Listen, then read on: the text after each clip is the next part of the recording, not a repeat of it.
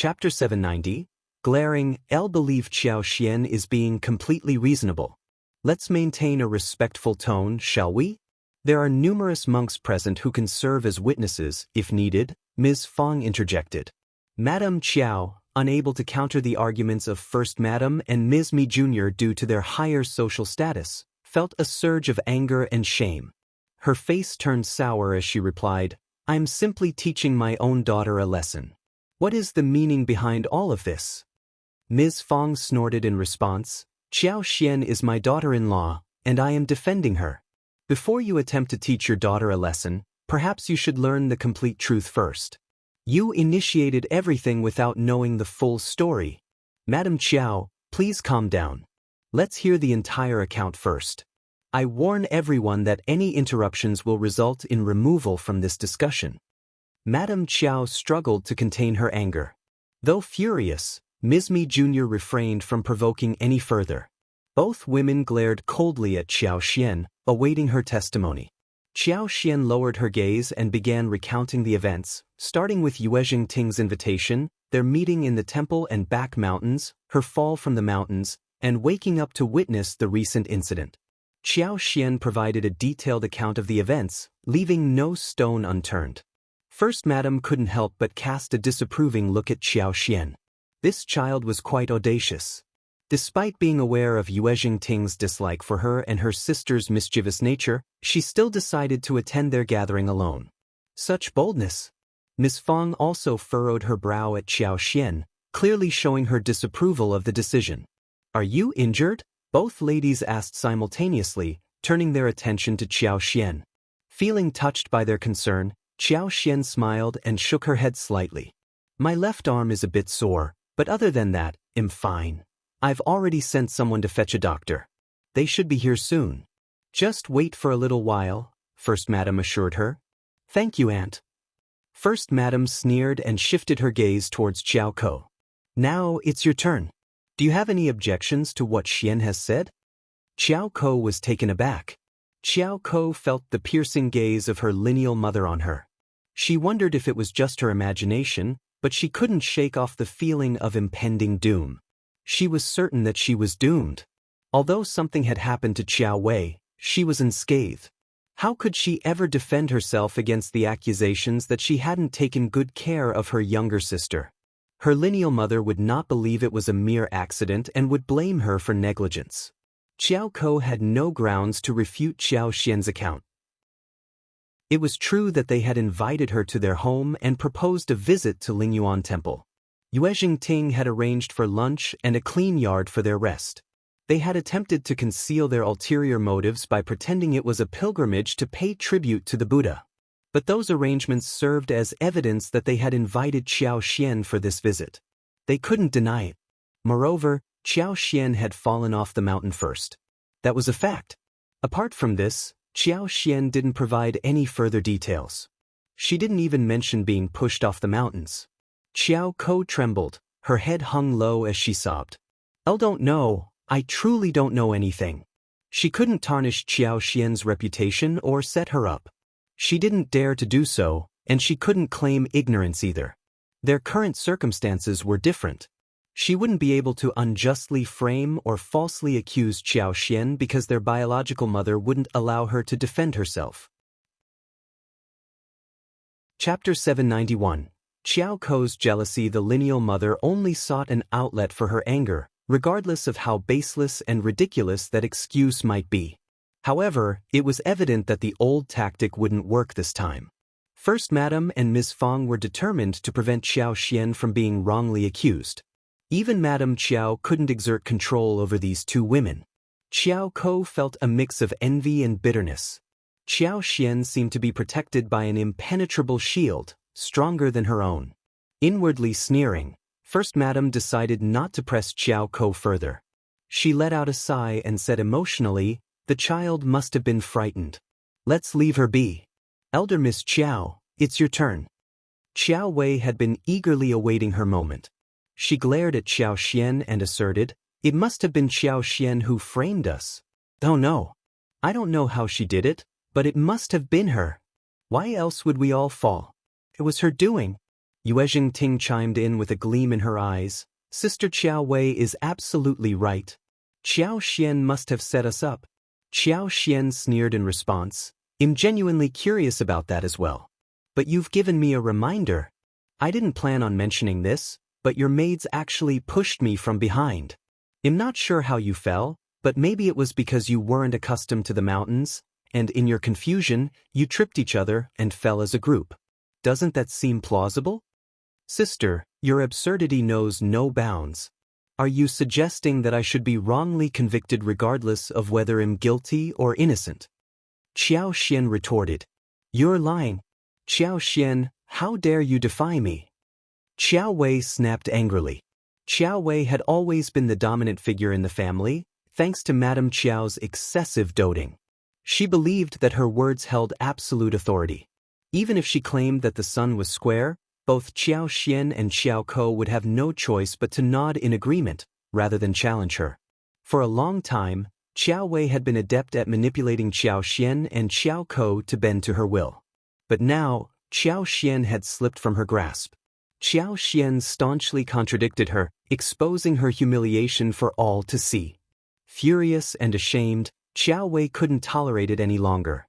Yet, Xian remained unafraid. She openly countered, "What do you mean? You accuse me of something I didn't do, and am not allowed to defend myself? That's enough." Madame Qiao's voice quivered with anger. She was seething inside, but it was unclear whether she regretted raising Qiao Wei to be such an unreasonable girl. Wei, you're frightened and confused today. Stop this behavior now. Second Lady Yuezheng, please make the final decision for us. Madame Qiao's face contorted in frustration. Qiao Wei's actions were completely irrational and bothersome. She couldn't even trust her daughter's words, let alone expect others to do so.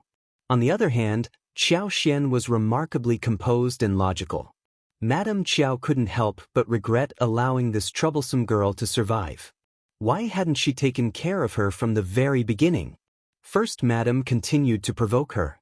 She furrowed her brow and spoke icily, "Elder Miss Qiao, your words sound utterly ridiculous. Setting someone up requires a motive, otherwise, it's nothing more than a joke." Miss Fong wiped her tears and sighed deeply. My daughter-in-law is being bullied. Chapter 792. Too late, you're the one trying to set us up now. Do you think my daughter-in-law has no one to defend her? Poor girl, how much suffering must she have endured before getting married? Ms. Fang's words dripped with disdain. Madame Qiao trembled with anger. What are you insinuating? Fang sneered. You don't understand what I'm saying? This sister of hers doesn't protect or support her own sister. Instead, she sets her up without even providing a decent excuse. Do you really need me to explain how she became like this? Madame Qiao seethed with rage, her face alternating between red and pale, trembling uncontrollably. Bastard, you absolute bastard. Qiao Wei erupted in anger. Who does she think she is? She doesn't deserve to be called my sister. Ms. Fong glanced at her dismissively. That's not for you to decide, Elder Miss Qiao. You should ask your father about it. You, Wei. Madame Qiao snapped at Qiao Wei, signaling her to stop. She was also incensed by Ms. Fang's relentless targeting of someone much younger. How shameless. Qiao Wei ground her teeth together, glaring fiercely at Ms. Fong. Ms. Fong remained unfazed, raising an eyebrow with an air of disdain. Qiao Wei was only intimidating within the confines of their home. First Madam turned to Ms.Mi Jr. Second sister-in-law, I intend to investigate this matter. Can I count on your assistance? Ms.Mi Jr. sneered. Very well, elder sister-in-law. I appreciate your efforts. Ms.Mi Jr. understood that when her elder sister-in-law made a proposal, she had no choice but to agree. She would assign her own men to assist in the investigation, as they feared her authority. She would simply follow the orders and ensure the task was carried out. First Madam then addressed Madame Qiao. Madame Qiao, do you have any objections? Madame Qiao was filled with objections, but with Ms.Mi Jr. already on board, she had no choice but to voice her agreement. She forced herself to nod. Please, "First Madam, I will see if Auntie Ling can be of any assistance to you." In an instant, First Madam commanded, "Take the 3 maids down. Bind and gag them, then interrogate them one by one." Auntie Hua and her maids swiftly moved into action, swiftly subduing the maids before they could call for help. "She, assist Auntie Hua with the interrogations. Chu and Auntie Liulang, go and inquire about the monks. Remember, maintain politeness." With several individuals departing, the room fell into a hushed silence once again. At that moment, the doctors arrived. First Madam instructed them to examine Qiao Xian. Yuezheng Ting pursed her lips, feeling disheartened. Despite being a part of the Yuezheng family, her elder aunt was now aiding an outsider. She couldn't comprehend what was so special about Qiao Xian that garnered her elder aunt's attention. Ms.Mi Jr. also harbored a dislike for the situation but dared not voice her opinion. She was already convinced of the culprit's identity. Furthermore, First Madam had ample justification for her actions. She was no match for her. She realized that she lacked any authority or influence in this situation, so she chose not to subject herself to further humiliation. Madam Qiao, Qiao Ko, and Qiao Wei were equally taken aback. They hadn't anticipated that First Madam would show such concern for Qiao Xian. Madam Qiao deeply regretted her past actions. If she had known about Qiao Xian's relationship with First Madam, she would have prevented Qiao Wei and Yuezheng Ting from plotting against her. Instead, she would have compelled Qiao Xian to foster a better rapport between herself and First Madam. Chapter 793. Not dropping regrettably, it was too late for Madam Qiao to take any corrective action. She had paid 2 visits to second Mrs. Yuezheng and engaged in friendly conversations, unaware that First Madam was well aware of these meetings. A burning sensation consumed Madam Qiao's heart. She glared fiercely at Qiao Xian, wishing she could incinerate her on the spot. She had misjudged her completely. It now dawned on her just how wrong she had been about Qiao Xian all this time. Surely, this cunning girl was reveling in their predicament, secretly mocking them. The doctor confirmed that Qiao Xian had suffered a minor fracture in her arm, along with some superficial skin wounds and strained muscles. She needed ample rest. Additionally, due to her fall from the mountain, there was a possibility of a head injury, requiring further examination in the coming days. First Madam gazed at her with genuine concern. "You have endured so much. Good girl, rest well and don't dwell on these matters. If you need anything, send someone to me, and I will provide assistance without hesitation." Ms. Fong sighed once more. "You must be more cautious. Why did you venture alone without a maid? Take good care of yourself when you return home." Qiao Xian replied with sweetness, "Mom, and I apologize for this incident. I promise to exercise caution and prioritize rest upon returning home." "That's good to hear." Madam Qiao and Ms.Mi Jr. were left speechless, their hearts heavy with regret. First Madam finally instructed the doctor to examine Yuezheng Ting and Qiao Wei. Fortunately, neither of them had any serious injuries, only a few minor skin wounds. Qiao Wei had a longer cut on her arm, but it was expected to heal without leaving a scar. Madam Qiao and Ms.Mi Jr. found themselves at a loss for words. Their daughter's injuries were not severe enough to justify their anger and resentment. Auntie Hua swiftly obtained the results and returned to deliver the message. As witnesses, they needed to know the truth behind the incident. Yuezheng Ting had orchestrated the entire affair. She had invited Qiao Xian and arranged the outing at Liulang Temple. Sensibly, she had chosen a mountain behind the temple to carry out their plan rather than in her own abbey. The maids bravely confessed that they were instructed by Yuezheng Ting and Qiao Wei to push Qiao Xian off the mountains. Auntie Hua chose to withhold the remaining details, in an attempt to preserve some dignity for Yuezheng Ting and Qiao Wei. However, everyone present was well aware that the maids wouldn't have taken such action without orders from their respective mistresses. Ms. Fong grew increasingly agitated, her gaze filled with disdain as she directed it towards Madame Qiao and Ms.Mi Jr. She sneered, "Madame Qiao, you better keep a close eye on your daughter and leave my daughter-in-law alone. She is wicked and malicious to the core. Perhaps she will spend the rest of her life in loneliness." What's the matter? Can't accept the truth? Ms. Fang retorted, delivering a verbal blow that left Qiao Wei and Madame Qiao feeling utterly exposed and scorched by shame. Ms. Fang's blame was directed towards Madame Qiao and Qiao Wei, but Yuezheng Ting felt deeply humiliated by the accusations. Unable to contain her anger, she snapped back. It was all Qiao Wei's idea. I only helped because I thought we were friends. I have nothing to do with this. You can put all the blame on her. After all, we're talking about her own sister here. Mother, one want to go home now. Qiao Wei was stunned, her eyes filled with disbelief as she stared at Yuezheng Ting.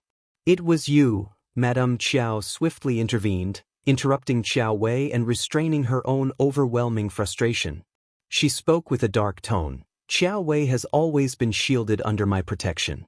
She is too innocent to be aware of any of this. Chapter 794, Blaming.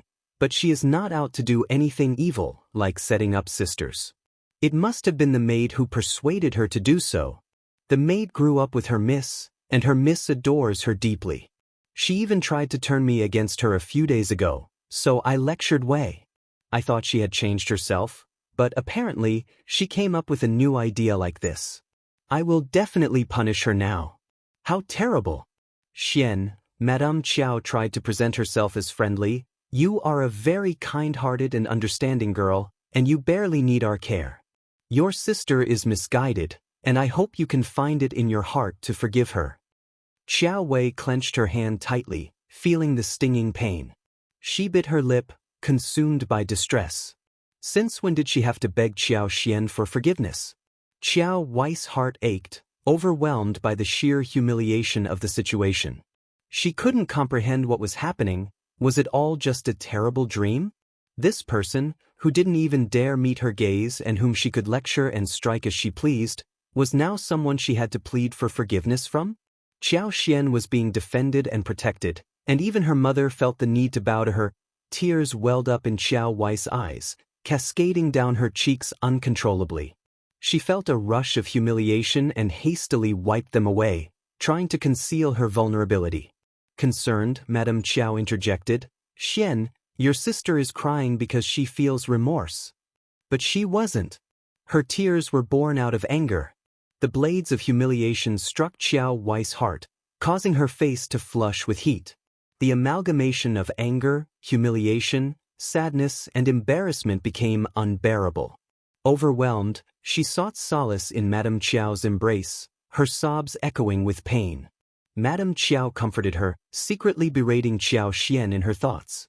What a despicable person. First Madame had watched everything impassively. Ms.Mi Jr. shifted the blame onto her maid. The two maids stood pale and trembling, afraid to utter a single word in their defense.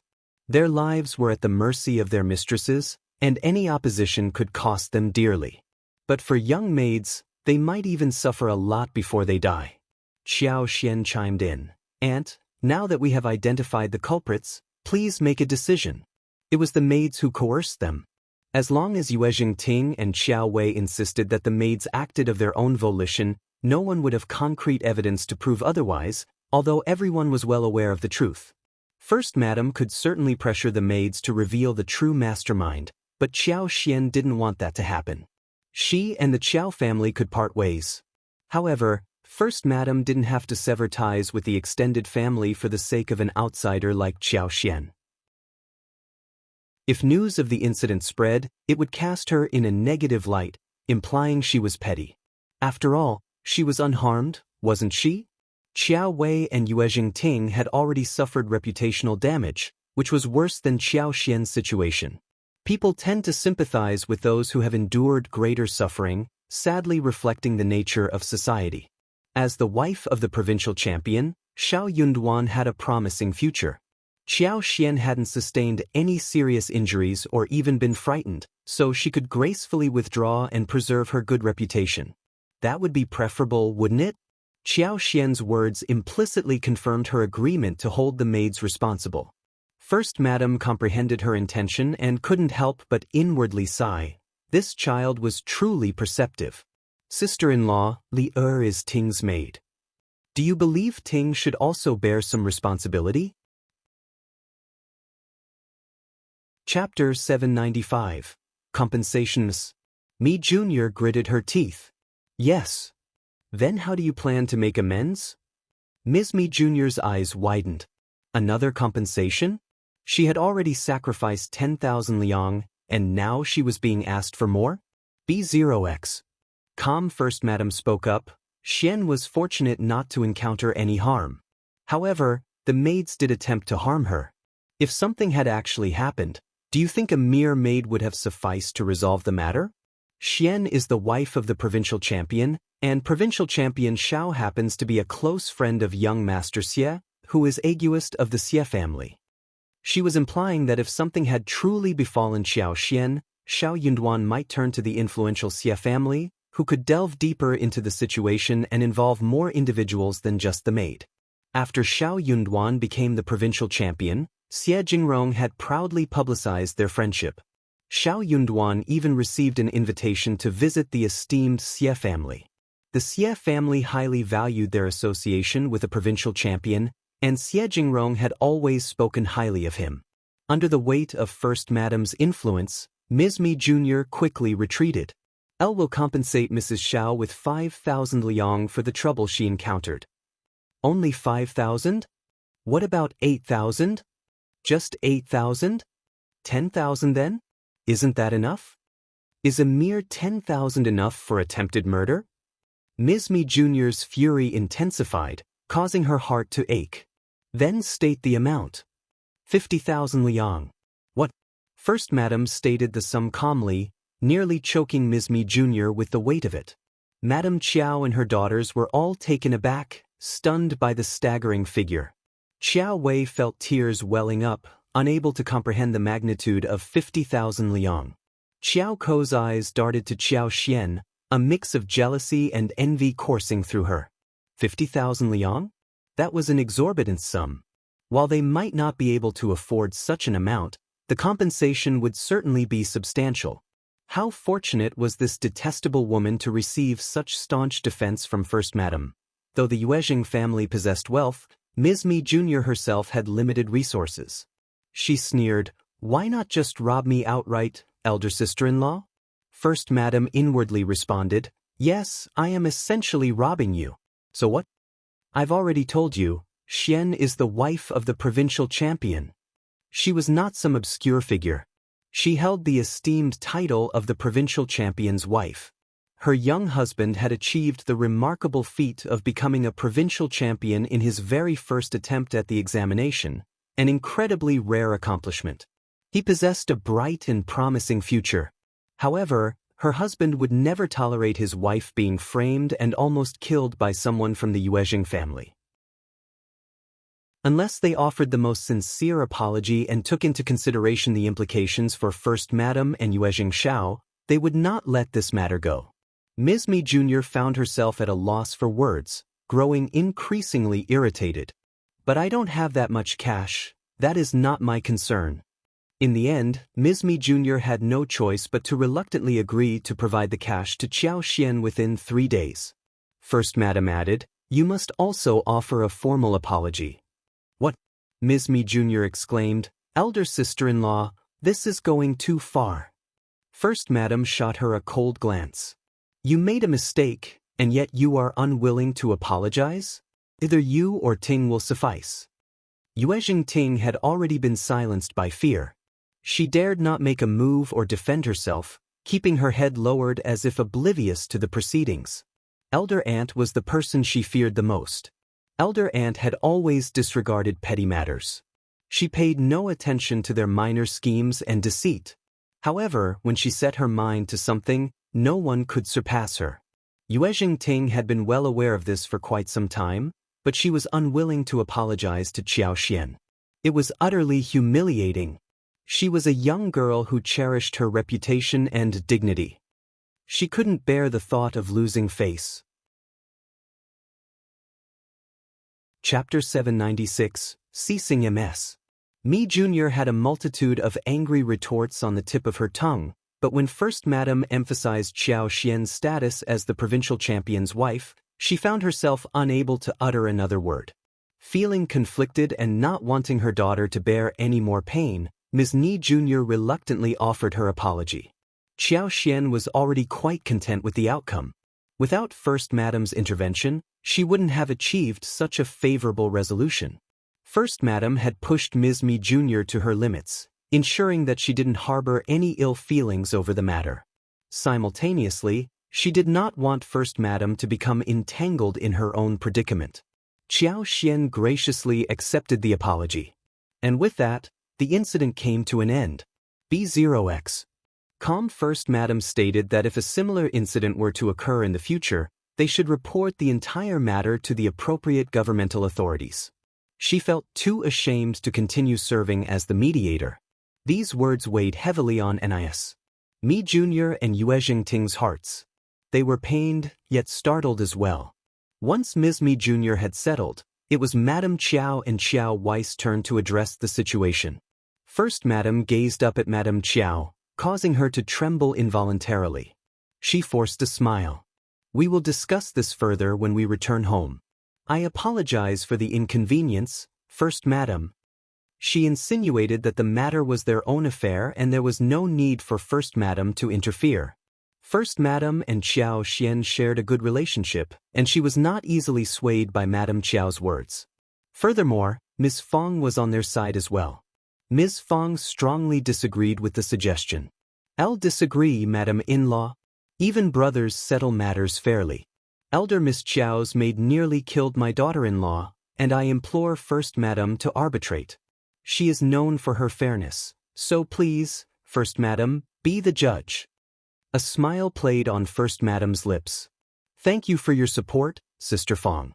I won't allow Xian to suffer just to defend herself. Moreover, both maids were involved in the same scheme, so they should face equal punishment. It's a simple matter, and I can act as the witness." Madame Qiao and Xiao Wei were taken aback. They were on the verge of exploding in anger. Madame Qiao would never admit that the maid was the mastermind. Even Ms.Mi Jr. didn't blame her own maid. So now, Madame Qiao was expected to apologize to Xian and pay her 50,000 liang? It was simply outrageous. Madame Qiao tightly grasped Xiao Wei's hands, urging her to remain silent. She spoke in a low voice, filled with regret. "Xian, you were the victim in this incident, and I apologize for our actions. But we are sisters, let's put an end to this." Xian responded, her tone firm. "I am the daughter-in-law of the Shao family and the wife of the provincial champion. I accept your apology. However, when will you provide me with the 50,000 liang? One believe in treating everyone equally, don't you?" Xiao Wei couldn't contain her disdain any longer and sneered, "You have the audacity to ask for 50,000 liang." In her eyes, this woman wasn't even worth 50,000 liang as a human being. Ms.Mi Jr. sneered as well, but she had no intention of staying any longer.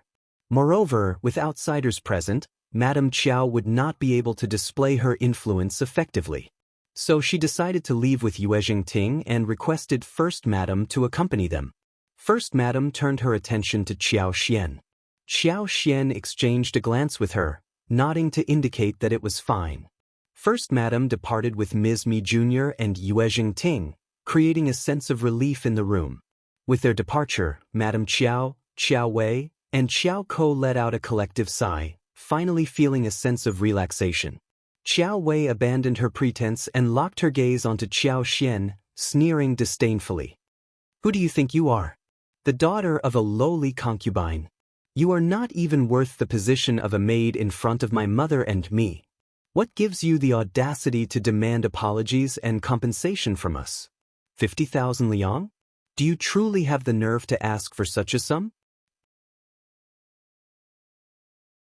Chapter 797. Apology Bang.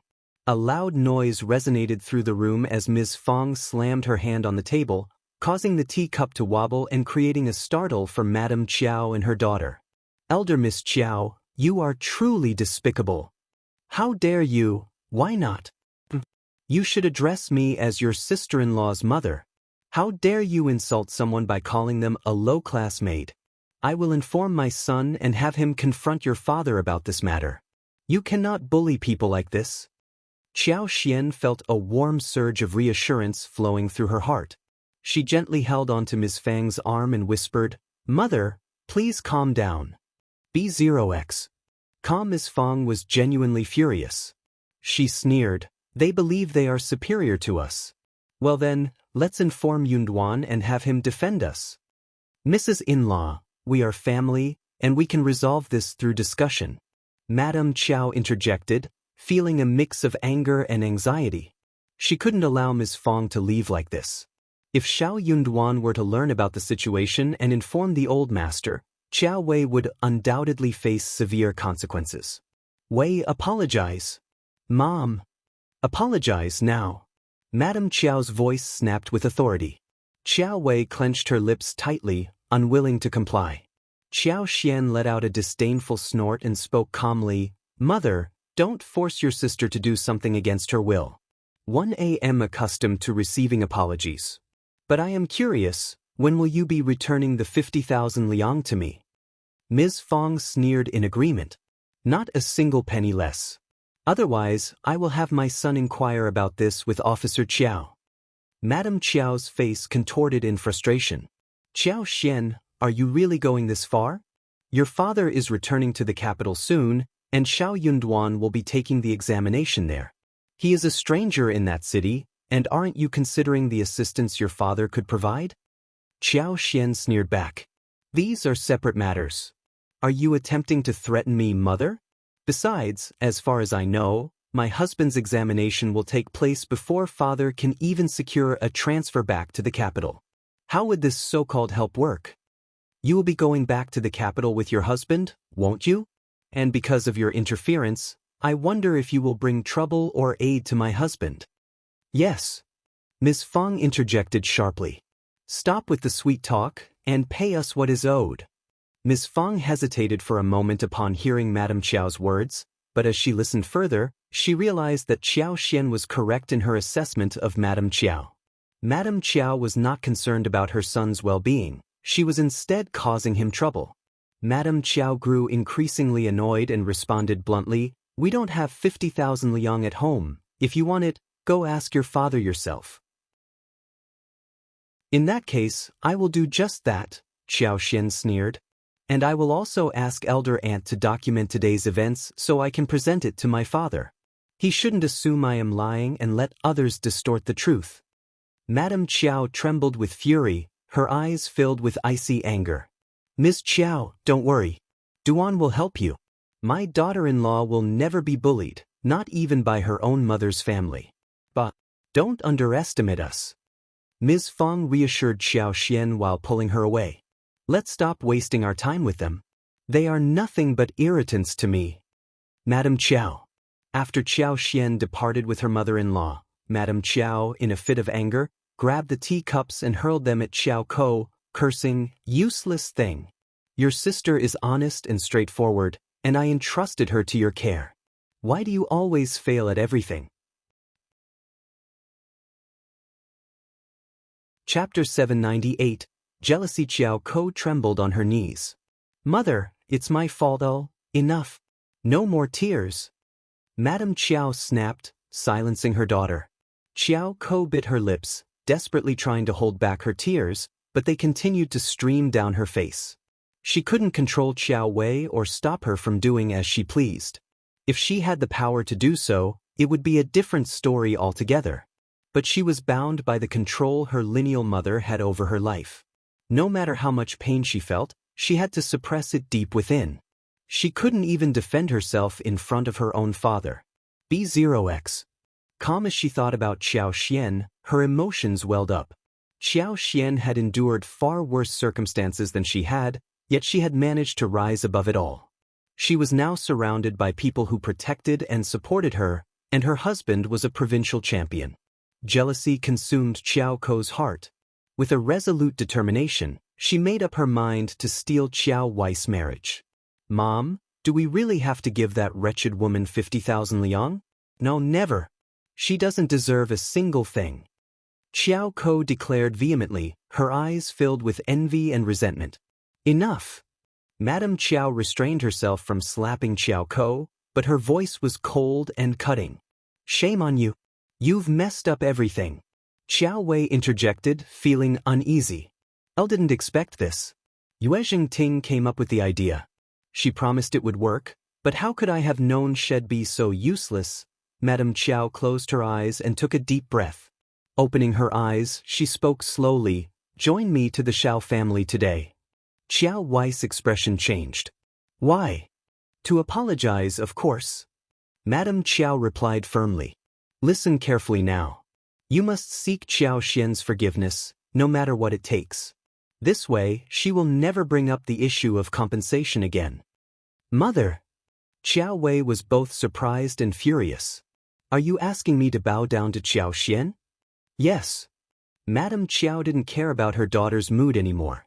She sneered, "It's time for you to develop your own character. Use Qiao Xian as a means to strengthen yourself. In doing this for your own good, so don't overlook the opportunity." Qiao Wei, getting herself humiliated by Qiao Xian for her own good? Qiao Wei was disappointed and saddened. Even her mother was treating her like this? Madame Qiao felt tired and annoyed, lectured her a few more sentences before bringing them back to the hostel. Back at the hostel, Concubine Du saw Madame Qiao and elder Miss Dark faces and the weird atmosphere around them, and she was very cautious as she served them. Back in Xiao Ko's room, Concubine Du asked what was going on. Xiao Ko was shedding tears, but she could not utter a word. She did not tell Concubine Du what was going on. Nor did she throw herself into her mother's arms. She was no longer this weak anymore. She knew clearly that Concubine Du could not give her any consolation. Nor could she obtain justice for her. She could not even keep her own private money. What happened? "Ko, don't frighten me, tell me now." Concubine Du's constant questions made Xiao Ko impatient. She wiped the tears and recounted the whole thing. Concubine Du got anxious. "Why did you offend Xiao Xian anyway?" Chapter 799. Not my idea. Elle told you not to offend Xiao Xian anymore. She is not part of the Qiao family, and she won't give you any barriers. She is provincial champion's wife, and offending her doesn't help you. You know, life is unpredictable. We never could have imagined that Xiao Xian would rise to such prominence. It's important not to antagonize her. Who knows, if Shao Yunduan secures a position in the governmental office, you being her sister might come in handy. You may find yourself in need of her support one day. Concubine Du sighed. Qiao Ko snorted and threw a disdainful look at Concubine Du B0X. This woman knew nothing but kept talking about how to depend on others. What was the point? You think it had been my intention? Yeah. Madame Qiao and Qiao Wei told me to follow the order, and what else could I do to object to that? Concubine Du was at a loss for words, feeling the weight of Qiao Ko's predicament. She knew that going against the orders of Madame Qiao and Qiao Wei was not an option for Qiao Ko. They were both stubborn and difficult to sway, making it challenging to please them. Frustration welled up within Concubine Du, and she clenched her teeth in anger. This life is truly unbearable. Once we return to the capital, I will find a way to secure a good match for you so you can get married. Qiao Ko glanced at her, her expression filled with a mixture of skepticism and resignation. She no longer believed in Concubine Du's promises or held any high expectations. She had experienced disappointment before, and she was determined not to let herself be disappointed again. There was little trust left between them, and Qiao Ko knew she had to rely on herself to navigate the challenges that lay ahead. She was determined to find a suitable suitor on her own. She didn't need Concubine Du's assistance. The constant nagging from Concubine Du became background noise to Qiao Ko, as if mosquitoes were buzzing in her ears. Claiming exhaustion, she declared her need for sleep and managed to silence Concubine Du's prattling. The next day, Madame Qiao and Qiao M/EI left to make the apology, leaving Concubine Du and Qiao Ko behind. It was evident that Madame Qiao didn't want them present for Qiao Wei's humbling encounter with Qiao Xian. Meanwhile, Shao Yunduan was at home. Madame Qiao took the opportunity to remind everyone of the Qiao family's noble status in the capital and their past service to the emperor. She emphasized their valuable connections, including Qiao Wei's engagement to a duke's mansion. Madame Qiao expressed her intention to support Shao Yunduan once he was in the capital, leveraging their influence to help him progress. She proposed that they put the past behind them, forgive each other, and continue socializing as before. Shao Yunduan firmly rejected Madame Qiao's offer. "I have my own plans, Madame Qiao. You don't need to worry about me. My wife cannot be bullied like this." Madame Qiao sneered, ready to mock Shao Yunduan's naivety. Without influential connections in the capital, a poor scholar like him would never succeed. It would take him decades to achieve even a minor position, perhaps becoming a low-ranking officer in the Imperial Academy if luck was on his side. However, she realized it was not the appropriate time to voice her doubts. Qiao Wei was unwilling and filled with remorse. She didn't want to be here apologizing. This infuriated Ms. Fang, who couldn't contain her frustration and lashed out at Qiao Wei, pushing her to the brink of explosion. Madame Qiao, anxious and angry, intervened and insisted that Qiao Wei make the apology. The whole situation felt like a farce, a meaningless charade.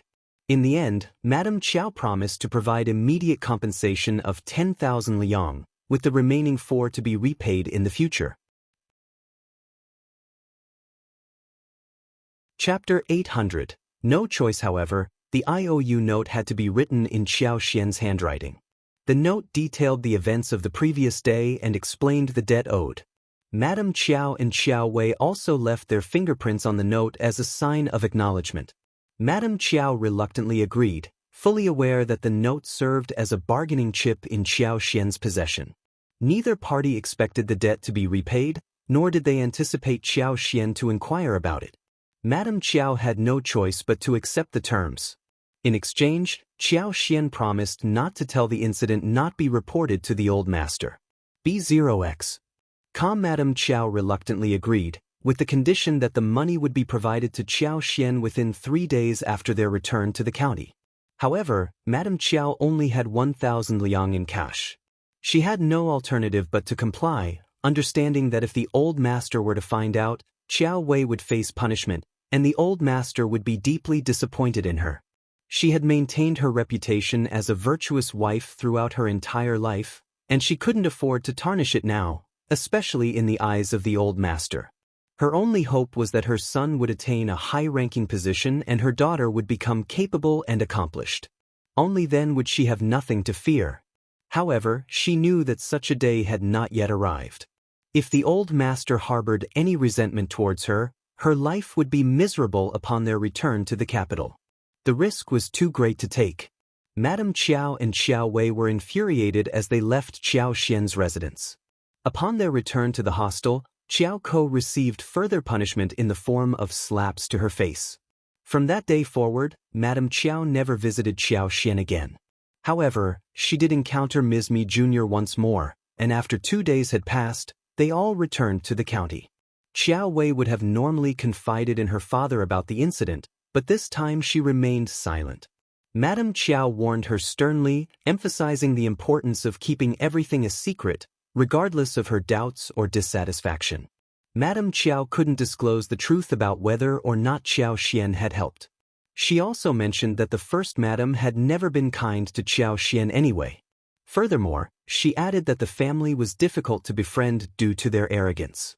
Officer Qiao believed his wife's words and felt regretful about the situation, but he chose not to inquire further. At the Yuezheng family's residence, Ms.Mi Jr. was unable and unwilling to pay the 50,000 liang in cash. Even if she had the means, she refused to do so. Consequently, she decided to discuss the matter with her husband. Ms.Mi Jr. selectively withheld the truth, only sharing the part of the story that could benefit her. Upon hearing about the 50,000 liang demand, the second old master became furious. He exclaimed that they were being utterly bullied. How could they rob their own family like this? They were all part of the same family, and such mistreatment was unacceptable. The second old master's anger reached a boiling point, and he even contemplated confronting the first madam along with Ms.Mi Jr. Typically, the second old master refrained from involving himself in family matters. He knew that he couldn't compete with the influential first section of the family, so he preferred to maintain silence. However, seeing his sons doing well gave him some consolation. Yet, it didn't mean that the first section of the family could exploit them as they pleased. Startled by her husband's reaction, Ms.Mi Jr. quickly intervened. What she truly needed was for her husband to assist her in covering the debt, not to create further trouble by confronting the first madam. Fearful of the consequences, Ms.Mi Jr. was reluctant to allow the second old master to confront the first madam, knowing that it would put her at a disadvantage.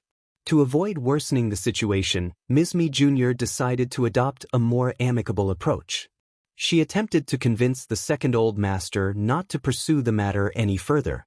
Although the second old master was taken aback by this unexpected change in attitude, he restrained himself from escalating the conflict with the first madam. Chapter 801.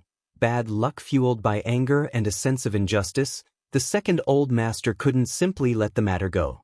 The amount in question was 50,000 liulang, not a trivial sum of 5,000. After contemplating the situation, he decided to approach his own mother, Madame Yuezheng, seeking her support and assistance. Surely, Madame Yuezheng, being the matriarch of the family, would be able to help them.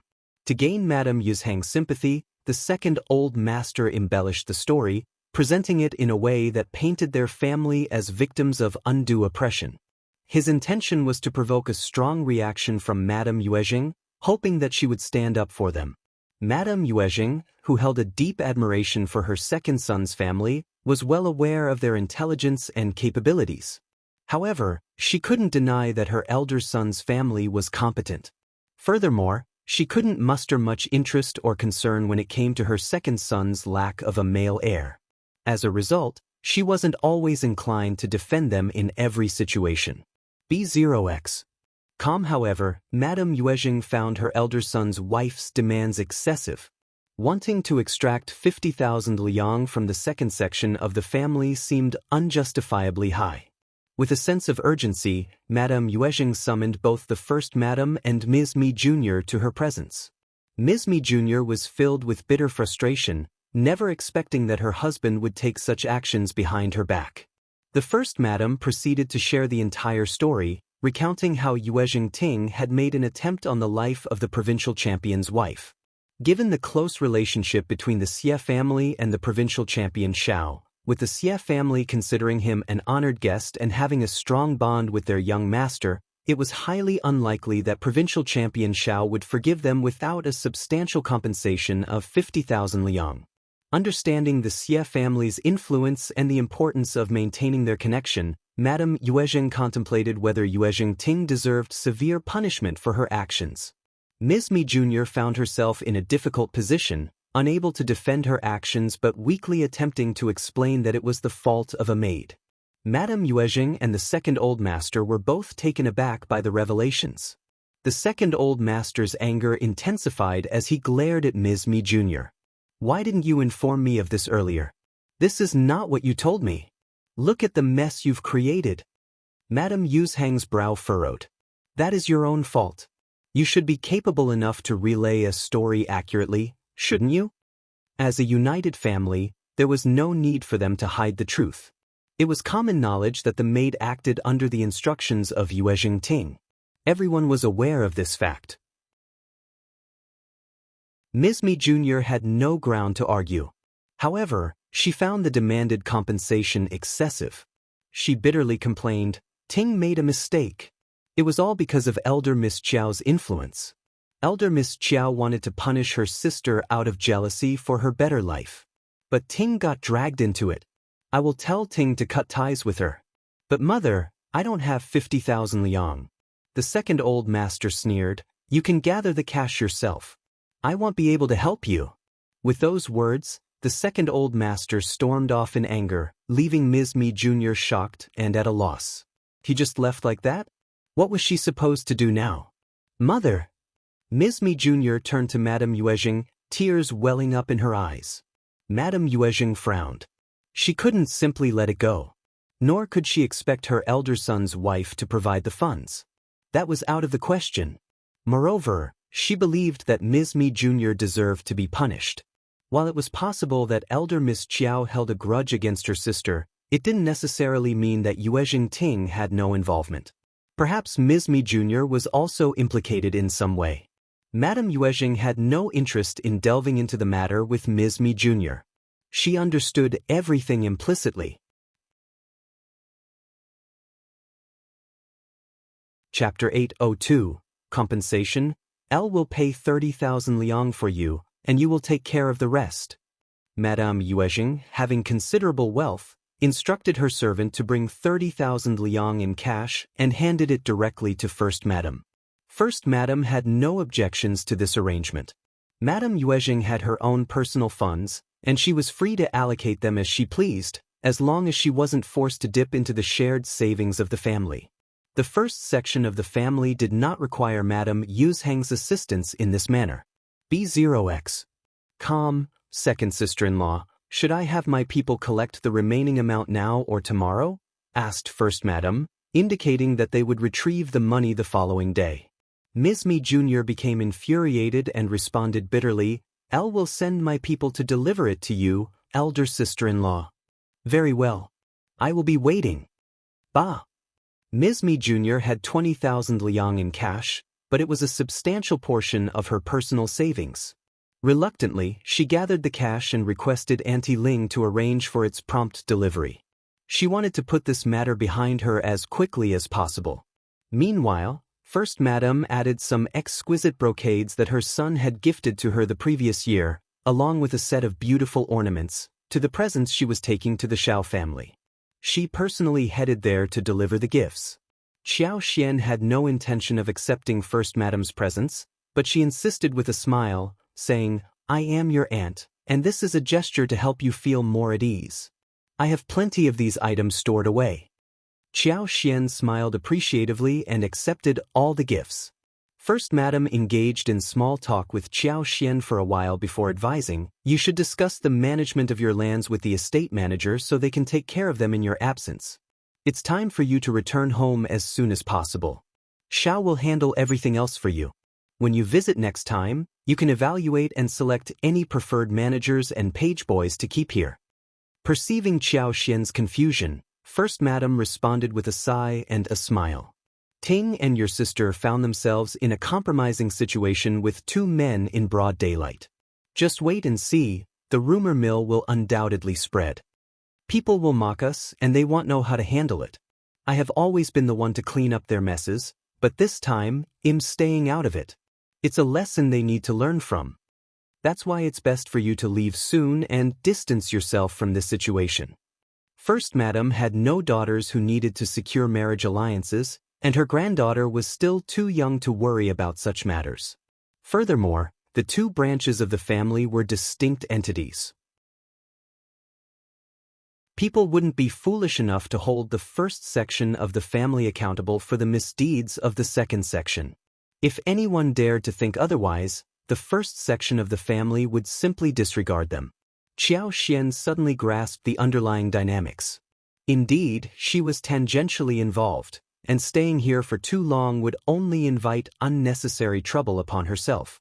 Realizing that it was in her best interest to distance herself from the situation, Xian expressed her gratitude to First Madam. Aunt, I sincerely thank you for reminding me. I almost overlooked that aspect. We will make the necessary preparations and leave in 2 days' time. That's good, and Shan will accompany you on the journey back home. Thank you so much, Aunt. First Madam smiled warmly. It's nothing really. Xian shared the news with the rest of her family, and they all agreed with the decision. They had experienced and witnessed enough during their stay, and it was time to return home. They reassured themselves that they could always come back in the future. Eldest uncle, in particular, had been longing for home for quite some time. Although he faced opposition from his wife, he couldn't hide his joy as they embarked on the journey back home. Chapter 803. Valuable with their departure imminent, they swiftly made preparations. The excessive amount of purchases they made resulted in a substantial amount of luggage to carry. Shao Sanlang and Yang Xiaoni in particular had bought an abundance of food, resembling two squirrels with their stash. Qiao Xian, too, had numerous food ingredients, a third of which she discreetly stored in her spatial storage. Among them were various dried seafood items, unknown to those around her. This strategy allowed them to save the trouble of carrying too many things back home. Regarding the fields, Yuezheng Shao's manager had taken care of all the necessary arrangements on Qiao Xian's behalf. All she needed to do was inform the housekeeper of the tasks to be carried out, ensuring everything proceeded according to plan. B0x. Calm. As long as Yuezheng Shao was present, the manager would not dare deceive anyone. With everything settled and their luggage packed, they prepared to depart the following day. Shao Yunduan bid farewell to Xie Jingrong at the Xie family before returning. In his hands he carried a pot of orchids as a parting gift. Qiao Xian was taken aback by the Xie family's generosity upon realizing that the orchids they had gifted were of the highest quality. Shao Yunduan explained the situation, saying, "The Xie family mentioned that this silver ink orchid is dying, and their florist couldn't revive it. They asked if we could save it." Shao Yunduan didn't consider themselves particularly skilled at planting. At least, he didn't think so. Weren't they just planting the same things as other families? Perhaps it was the quality of the soil that made everything flourish. However, since the orchid appeared to be on the verge of dying and he felt sorry for it, he hesitantly brought it home.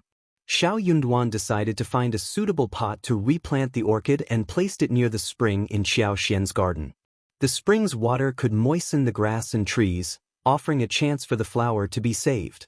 Curious, Qiao Xian inquired, "Is this silver ink orchid very valuable?" Shao Yunduan nodded and replied, "It's worth a fortune, equivalent to a significant amount of gold. It's the only one in the entire Xie family." Qiao Xian gasped. The Xie family gave it to them directly rather than try to save it? Typically, most people would try to save a plant as long as there was even the slightest chance of survival, especially when it was a rare specimen. Qiao Xian gratefully accepted the orchid and said with a smile, "Darling, you may not know, but let me take care of it from now on." She intended to use her special abilities to help the orchid thrive, little by little. Shao Yunduan didn't object and reassured her with a smile, "Just take it easy and don't feel pressured." "But if it does manage to survive?" Shao Yunduan paused for a moment and suggested, "Should we consider returning it to the Xie family?" Qiao Xian had no objections. She smiled and nodded, saying, "Of course. Our soil is fertile, and it might truly thrive here." With that in mind, she planned to cultivate a new shoot from the orchid and then transfer it to her personal space for further nurturing. The orchids in her personal space were flourishing, producing small shoots that could potentially be brought out and sold for a significant profit once they arrived in the capital. Since valuable items were typically expensive, it was best not to have a large quantity of them. However, Qiao Xian could consider taking a few more orchids with her if she desired.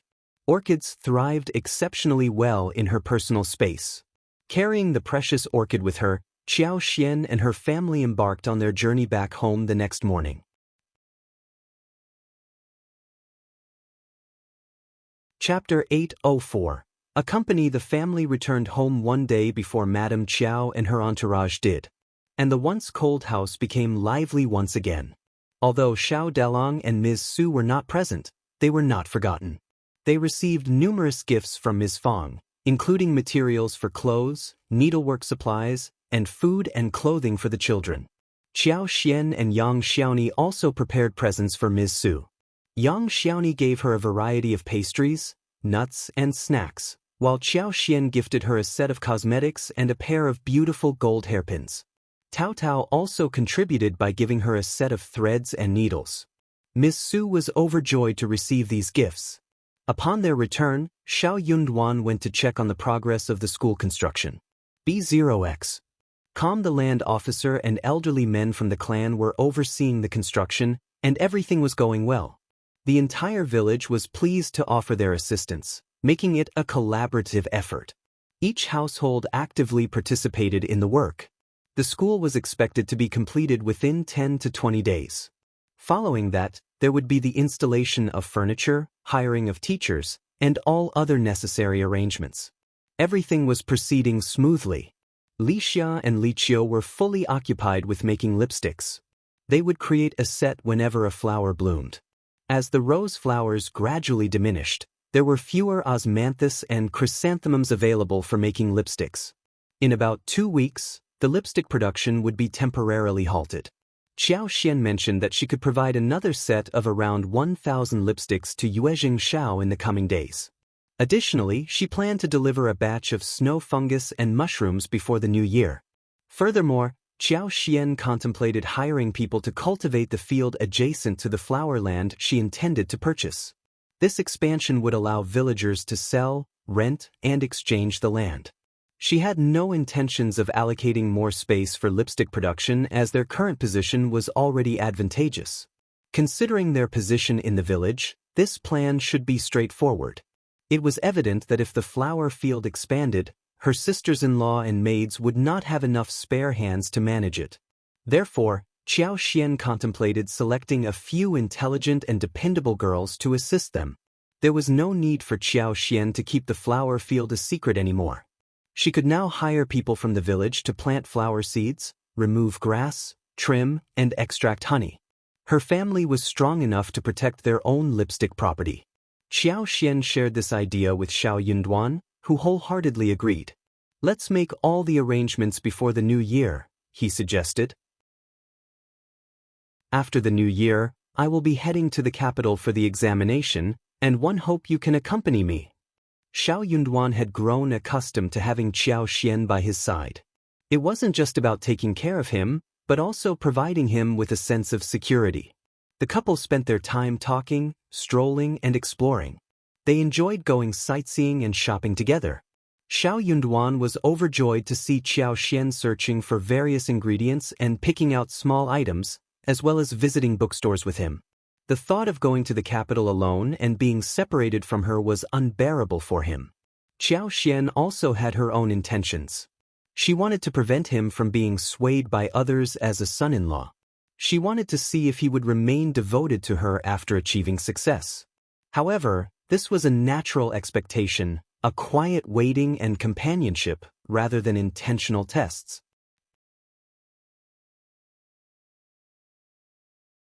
Chapter 805. Not test. It wasn't a test, it was giving him a hard time. But presenting her own plan and hearing his proposal were two separate matters. Xiao felt her heart fill with sweetness as she listened to him. She smiled brightly and replied, "Yes, dealing with this matter won't be difficult at all. Third sister-in-law, Tao, Chunyu, and the other girls are skilled at making lipsticks. They can handle the entire task without any problem." Dealing with cassavas was much easier. They only needed to plant them, remove weeds during the harvest, and dry them in the sun before informing Yuezheng Shao to have them collected. In Zhang village, manager Dong and his page boys decided to stay there. Xiao trusted Ding Erju and his family to take care of the lands, tea leaves, and creeping figs. Business and lands in the province were easier to manage. The Yuezheng B0XO.com family was providing assistance, so she didn't need to worry about anything. Xiao continued discussing her arrangements, which uplifted Shao Yunduan's spirits. His wife had planned everything. She wanted to go to the capital with him. "How wonderful! We can leave much earlier, well ahead of time. There's no need to rush, so we won't get tired." "Darling, do you get seasick? We can rent a large ship and travel by sea." Shao Liulang also paid a visit to Shao Yunduan upon hearing of his return. He requested to borrow the study materials that Shao Yunduan used when he was preparing to become a cultivated talent. Shao Yunduan had always kept the materials in good order and well maintained.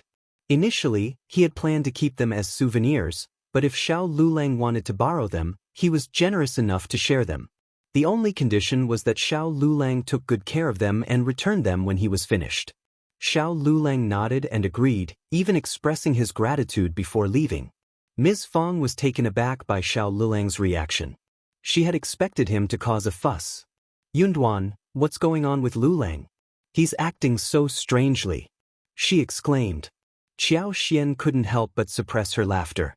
Eldest uncle wasn't pleased with the comment. "What do you mean? Liulang has made a decision to study hard. What's wrong with that?"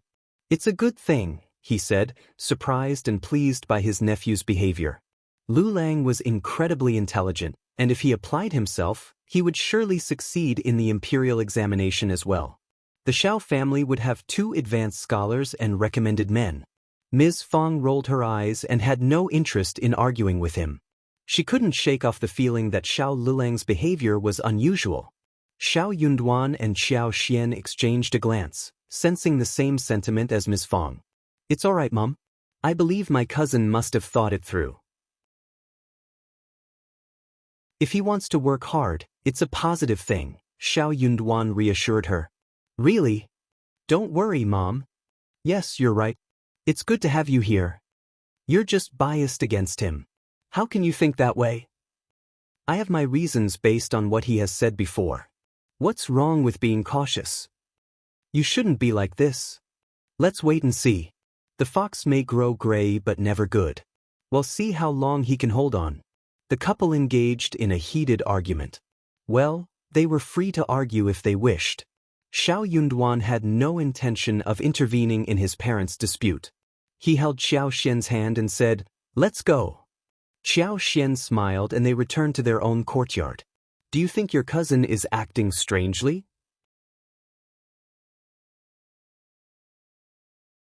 Chapter 806. Xiao Lulang's experience. Things seem strange because there's something wrong. I don't know what he's planning, but I feel that he still holds a strong hostility towards you, me, and our family. Xiao Xian agreed, nodding.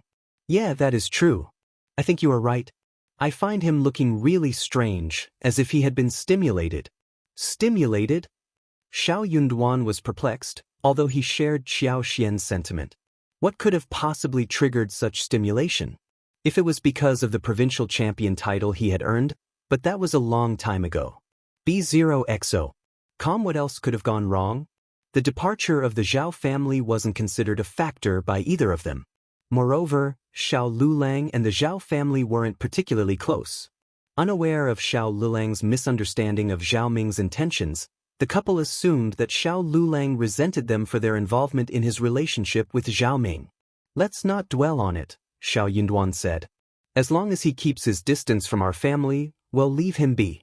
If he ever dares to harm us again, I'll make sure he regrets it. Xiao Xian felt a sense of relief upon hearing those words and chuckled. That's true. I doubt he would dare to do anything to us with you around. With that, the couple put an end to their discussion. A few days later, Officer Qiao extended an invitation to Xiao Xian and Xiao Yunduan to visit the mansion once again. The couple readily agreed. They had plans to purchase land from the land agent and also visit the Zhang village to dig up some lotus roots and catch some crabs. The pond in the village contained a different kind of crab compared to the small ones found in the river. These crabs were specially bred and known for their tender flesh.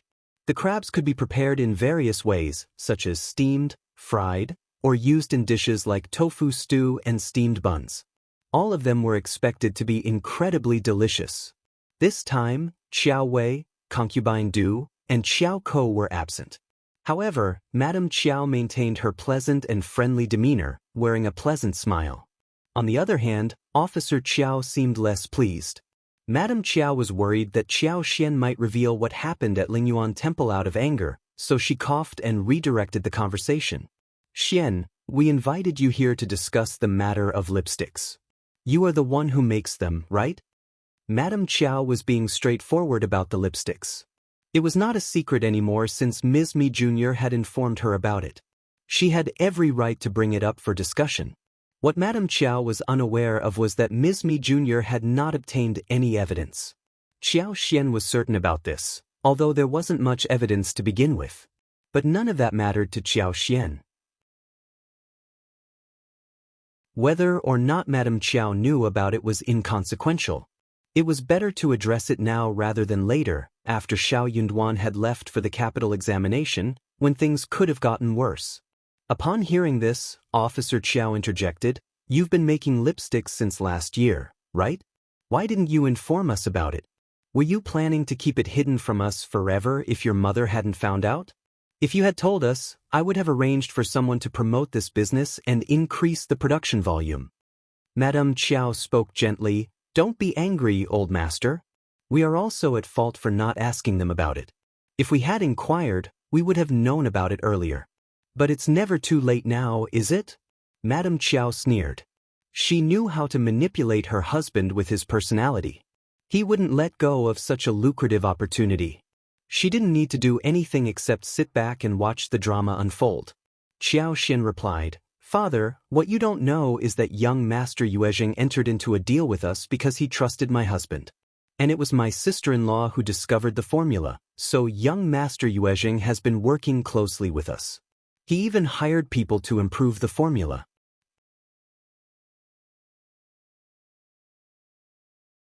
Chapter 807. Not lying, he is a sincere person and didn't deceive us or keep everything to himself, Qiao Xin explained. The limited production volume is due to the scarcity of raw materials.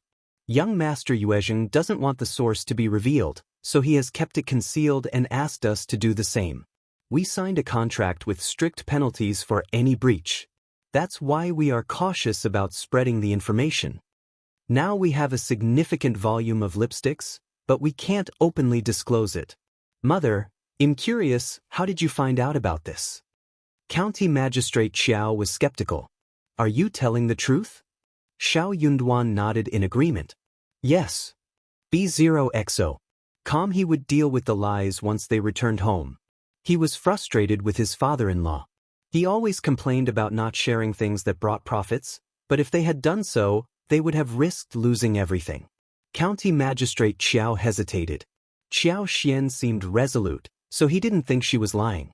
Madame Qiao clenched her teeth in anger. She didn't believe a word that Qiao Xian said. Ms.Mi Jr. wouldn't have lied to her. She was certain that Ms.Mi Jr. must have told the truth about the source of the lipsticks. She had also observed how the first madam had defended Qiao Xian, although she was perplexed about the reason behind it. However, she was confident that even if Qiao Xian had lied to the old master, the Yuezheng family would assist her in maintaining the deception. She couldn't reveal the truth, even though she was aware of what was truly happening. If Qiao Xian had formed an alliance with the Yuezheng family against the old master, it would mean that she had a stronger bond with someone outside the family than with her own father. The old master would not tolerate such a situation and would surely reprimand her for her absurdity. But all of this was because she lacked evidence. Lipsticks are incredibly popular right now, and if you possess the instructions, Mother, Qiao Xian interrupted with a smile. The Shao family sold the instructions to young Master Yuezheng in exchange for money. Otherwise, how do you think we could afford to build a new house with glazed windows? You know very well the value of those windows. The couple. Officer Qiao's anger grew. Why didn't you inform us about this earlier? Indeed, Madame Qiao sighed. But we discovered this and invited you here to share the story. If we hadn't asked, we wouldn't have known anything. Xian, what else have you kept hidden from the old master? He's your father. Officer Qiao snorted in frustration. Those who had lost the enticing prospect of becoming wealthy would naturally become furious, especially in the case of the Qiao family. They had missed the opportunity to obtain the instructions now that they belonged to the Yuezheng family. Shao Yunduan interjected, Mother-in-law, you are mistaken about my wife. She doesn't conceal secrets. Qiao Xian has always been cautious and meticulous, never revealing anything that shouldn't be disclosed unless asked. Officer Qiao glanced at Madame Qiao knowingly. He understood all too well what had made Qiao Xian become such a cautious and guarded person. Madame Qiao found herself at a loss for words, growing increasingly irritated. She sneered and retorted, so it's always your word against mine. I don't need the instructions, but we need the lipsticks as gifts for our acquaintances in the capital. Can you produce them? She added with a tone of superiority, Of course, we are willing to pay for them. Chapter 808. Grudge. Qiao Xian inwardly seethed. Of course, you expect them for free? How shameless! Qiao Xian was well aware that Madame Qiao had no intention of paying for the goods.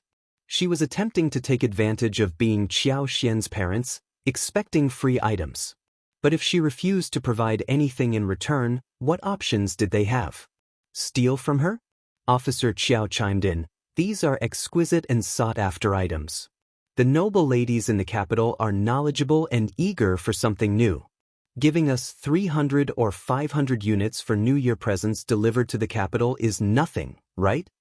Xian, son-in-law, it's just a gift. You can surely produce them, can't you?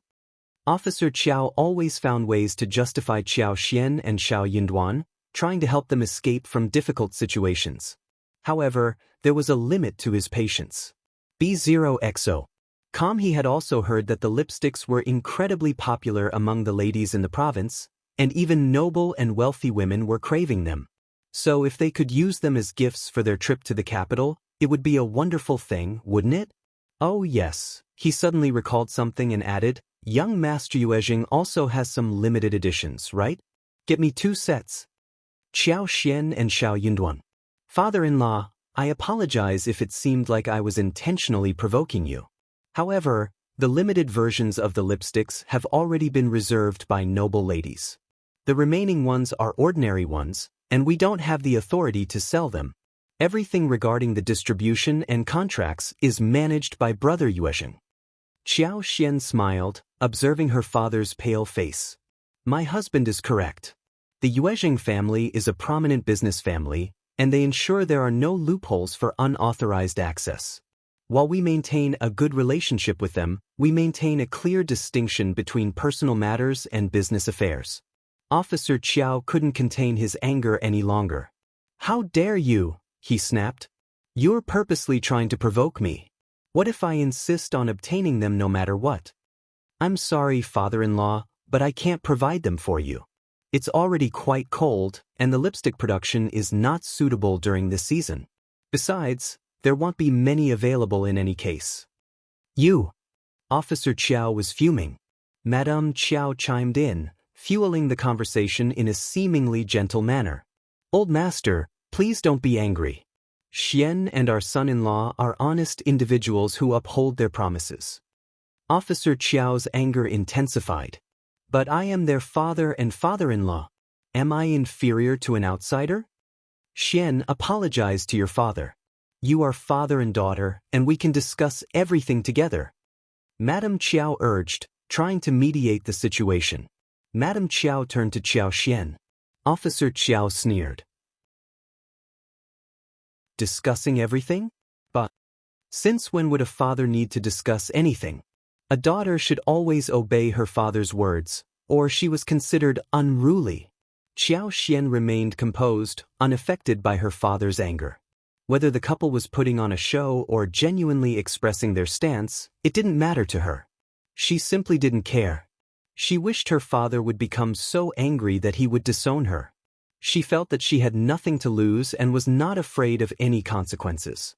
Qiao Xian responded firmly, we have already explained the situation to you. We cannot keep any lipsticks, and the few we have are reserved for our immediate family members. It would be completely unfair for us to do otherwise, and we will never engage in such actions. Officer Qiao's anger reached its peak. Fine, fine girl. You still hold a grudge against us, don't you?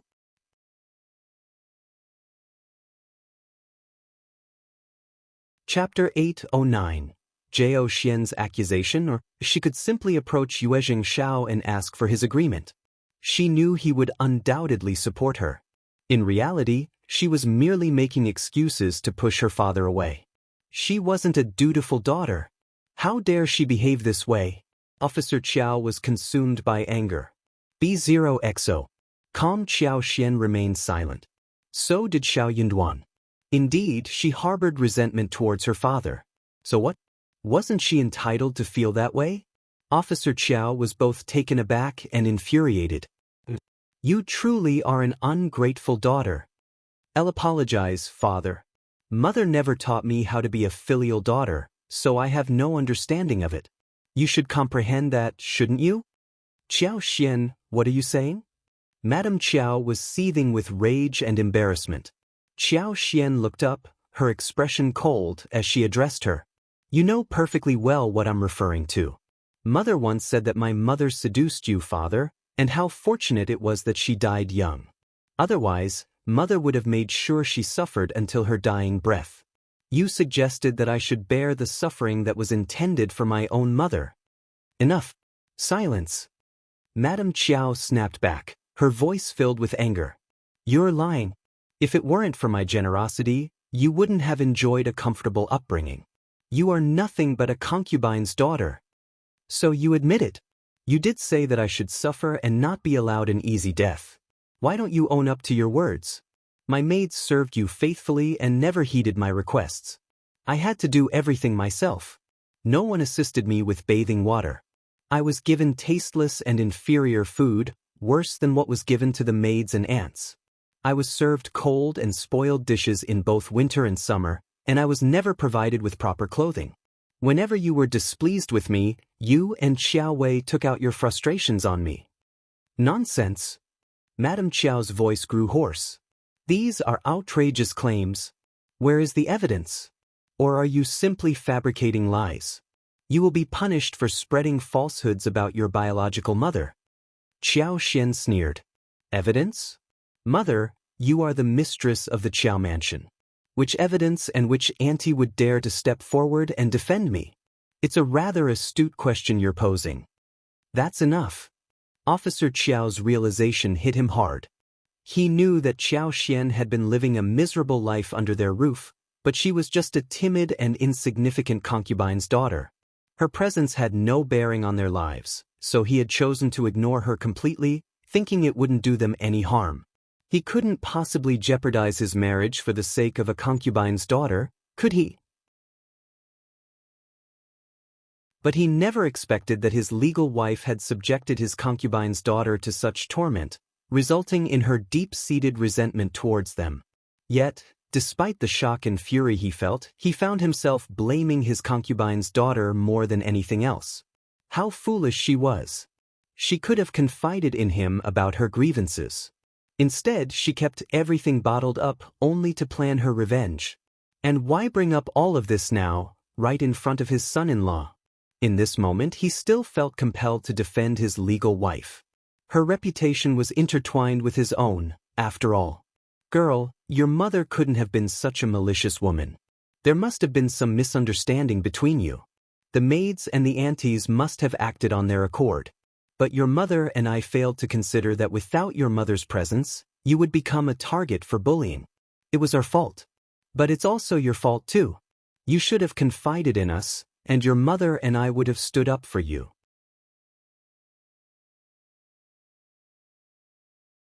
Chapter 8:10. Lying furious, Xian couldn't believe how shameless and unreasonable her parents were becoming. They were twisting the truth and trying to appear reasonable even though they were clearly in the wrong.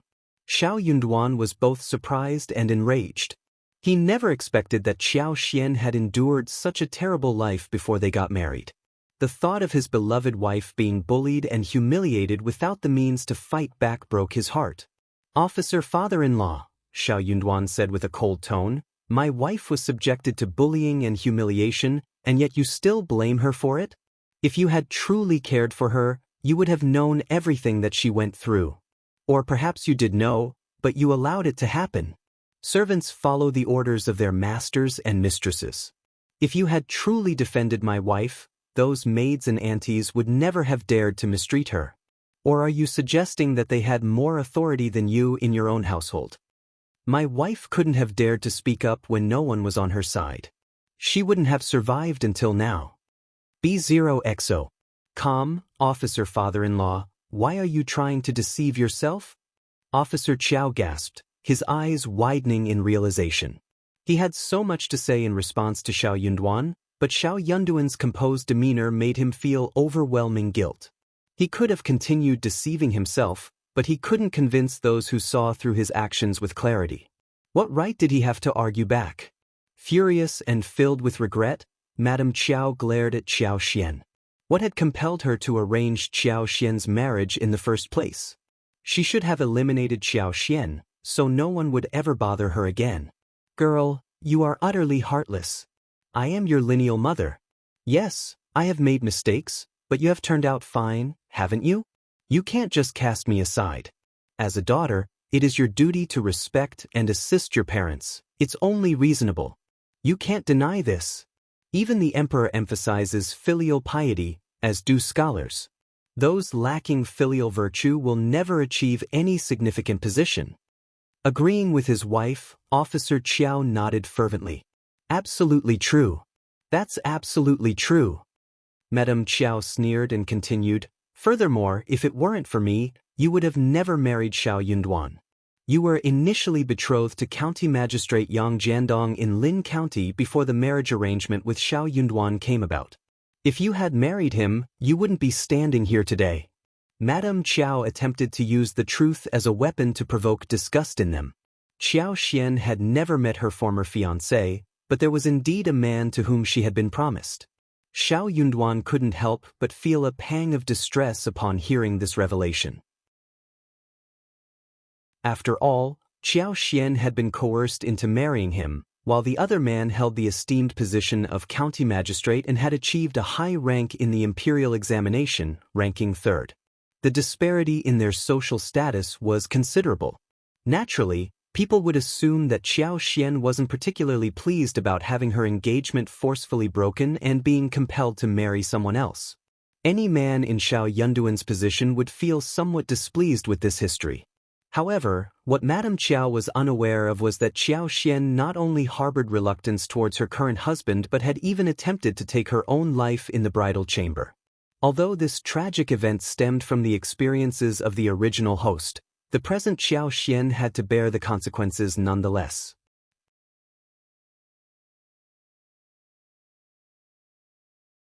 Chapter 8:11. Helping Qiao Xian and Qiao Xian was concerned that this revelation would make Shao Yunduan uncomfortable. Therefore, when Qiao Xian confronted Madame Qiao, she deliberately omitted mentioning the previous marriage alliance or Madame Qiao's attempt to have her killed, which Shao Yunduan had bravely foiled. However, to Qiao Xian's astonishment, Madame Qiao brought up the topic in a distasteful manner. Qiao Xian inwardly cursed her, considering her a despicable woman. She was about to respond when Shao Yunduan interjected, "My wife chose to marry me because it was our destiny to be together. We were meant to be together, and I consider myself fortunate to have her. Our family is blessed to have her. B0XO. Calm, I was nothing more than a low-ranking cultivated talent, while my wife's previous fiancé held the esteemed position of county magistrate. There was a significant disparity between us. Madame Qiao, did you truly marry off my wife to me for her own benefit?" Madame Qiao's eyes were widened. She had a plethora of schemes running through her mind, but she was left dumbfounded by this question. Could Shao Yunduan be so foolish as to degrade himself just to defend Qiao Xian? Qiao Xian was deeply touched. She looked at Shao Yunduan with overwhelming emotions, and he responded with a gentle smile, giving her hand a reassuring squeeze. Internally, Qiao Xian was screaming with delight. She fought the urge to throw herself into his arms right then and there. Her husband was incredibly kind. He was standing up for her and making her feel immensely proud. She longed to flaunt this to the despicable couple before her. Qiao Xian felt that if she could boast in that moment, she would look down on the couple with her chin held high in the sky. County Magistrate Qiao was also taken aback by Madame Qiao's mention of this embarrassing incident. Feeling displeased, he coughed and calmly interjected, "We need not discuss this matter right now." He aimed to win Shao Yunduan over to his side, so he genuinely didn't want to delve into the topic of Qiao Xian's previous engagement. Qiao Xian chimed in, "Why not?" Madame Qiao started it. "My husband is absolutely right. We are destined to be together, according to the will of heaven. Madame Qiao, you have no part in this. Or, why did my husband happen to rescue me when I was pushed into the water and on the verge of death?" She saw no reason to evade the truth when her husband was fine with it. What? Both Shao Yunduan and County Magistrate Qiao's faces changed simultaneously. Evidently, neither of them had prior knowledge of this incident. Madame Qiao was taken aback. She retorted, "Stop talking nonsense." "Nonsense? I wasn't a mere child. Why would I suddenly fall into the water? I know very well whether I was pushed or not. Moreover, I never explicitly accused Madame Qiao of being involved. Why are you getting so defensive now?" Madame Qiao stuttered, "Just I just find it utterly ridiculous. But you're insinuating that it was me, aren't you? But it seems like you're making a confession. Shao Yunduan's anger and heartache grew stronger. He sneered, "Officer father-in-law, do you really think my wife would falsely confess to something like this?" County Magistrate Qiao forced himself to respond, "Wasn't it just an accident? Perhaps Xian is mistaken." Ignoring his weak answer, Shao Yunduan pressed on. "Let me take a guess. During that time, my wife's previous fiancé and his family came to discuss the marriage. Someone didn't want her to marry into a respectable family, so they orchestrated an incident like this. Isn't that right?" No, that's impossible," County Magistrate Qiao stuttered, realizing that his own denial was feeble. Shao Yunduan was correct. The Yang family had indeed come to discuss the wedding at that time.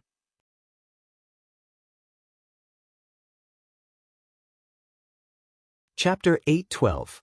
Not part of the Qiao family, but Qiao Xian's innocence had been tarnished due to her connection with the man who rescued her from the water. County Magistrate Qiao grew furious and blamed Qiao Xian for bringing trouble to the family. As he reflected on the situation, even County Magistrate Qiao couldn't shake the feeling that it all seemed too coincidental. He even began to suspect that his wife might have been involved in orchestrating these events. Furious, County Magistrate Qiao shot a cold glare at Madame Qiao. Qiao Xian spoke calmly, "Madame Qiao accuses me of being unfilial. But I would like to ask, what have I done to deserve such a label? Did one break any contracts? Did I steal from my in-laws' family to benefit my own family?" County Magistrate Qiao and Madame Qiao were both taken aback by her words. Indeed, their actions had been forcing Qiao Xian to steal from her in-laws' family to help her own. Qiao Xian had been unwilling to comply, and she could not be considered unfilial. B0XO. Calm the realization struck them both. It was Shao Yunduan who stood before them, witnessing everything. Forcing Qiao Xian to engage in such behavior right in front of her husband suddenly seemed incredibly wrong. Qiao Xian felt a strong sense of displeasure. She was a married daughter, spending time with her in-laws' family. As long as she didn't disrespect or mistreat County Magistrate Qiao and his wife, she should never be labeled as unfilial. After all, Qiao Xian, as a married daughter, was not bound by the fate of her family's exile and imprisonment. She was no longer a member of the Qiao family, and the notion of manipulating her with the concept of filial piety seemed absurd. Shao Yunduan sneered with disdain, firmly holding Qiao Xian's hand. "Darling, let's go. Officer father-in-law, unless you provide a clear explanation of the injustice my wife has endured, we will not attend any further summons from you." Qiao Xian chimed in, "Father, be cautious of your wife. She is capable of deceit and treachery." With those words, the couple departed, arm in arm. Madame Qiao and County Magistrate Qiao were left in a state of shock, unable to utter a word. Suddenly, a loud bang broke the silence, jolting Madame Qiao from her daze. County Magistrate Qiao glared at her coldly, his voice filled with accusation. Is what she said true? But he couldn't bring himself to utter the words. His legal wife had attempted to harm his daughter, regardless of her status as a concubine's daughter. She was still his daughter. "No, old master, please." Madame Qiao pleaded, sounding as if she had been unjustly accused. "Qiao Xian set me up. She was trying to sow discord between us. Old master, don't fall for her ploy. She's trying to divert your attention from our demands." County Magistrate Qiao was caught in a whirlwind of confusion. He couldn't help but find his legal wife's words somewhat reasonable. Qiao Xian's accusation seemed like a diversion to avoid discussing their demands. "But you must be aware of how you have treated her." Madame Qiao wiped away her tears. "Old master, she is merely the daughter of a concubine, a product of the woman who betrayed me by sleeping with you. Old master, one too have emotions. How could I ever develop any fondness for her after what happened? But I have never mistreated her. I provided her with food, clothing, and daily necessities. While she might not have felt particularly well treated, the truth is, if I truly harbored such hatred towards her, I would have put an end to her existence long ago." As for how she ended up in the water.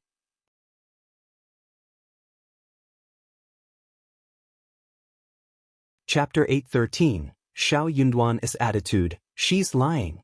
One have never done anything of the sort. Madame Qiao vehemently denied the accusations. While she could acknowledge that a lineal mother might not hold affection for a concubine's daughter, she refused to accept responsibility for any attempt on Qiao Xian's life. County Magistrate Qiao found himself growing increasingly perplexed by his wife's words. He sensed that she was not lying, but Qiao Xian appeared resolute in her claims. He found himself torn between whom to believe. However, his growing aversion towards his wife was becoming undeniable. Old master, I understand that I cannot alleviate your suspicions, and one won't defend myself any further. But Qiao Xian firmly believes that I have done this to her, and she will harbor resentment. She won't show us any respect, including you. She might even grow to hate you. Updated on B0X and 0. Calm County Magistrate Qiao's expression stiffened. He had no interest in her demeanor.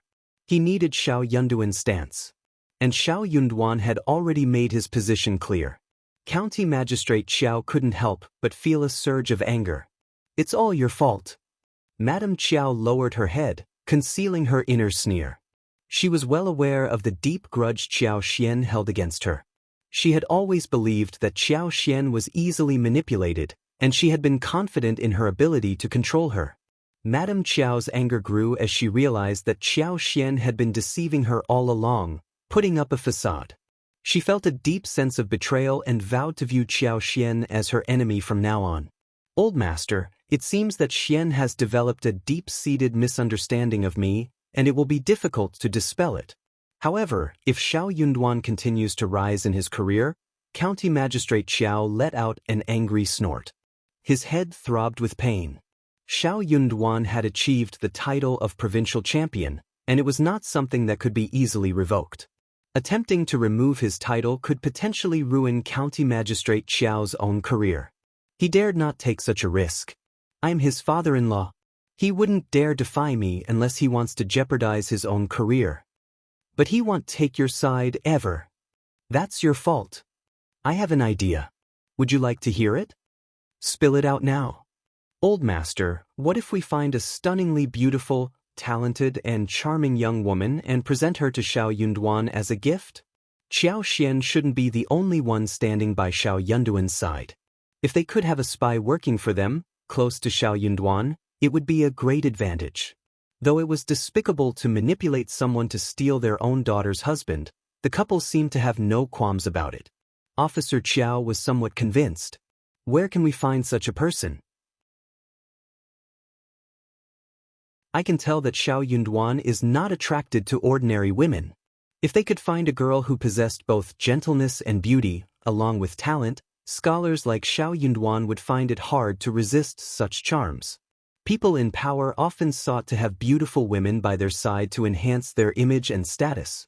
Madame Qiao smirked. If you trust me, I can take care of that. Officer Qiao had no other choice but to rely on her. He gave a cautious glance to Madame Qiao and whispered, "Keep this a secret. No one, including Wei and concubine Du, should be aware of our plans."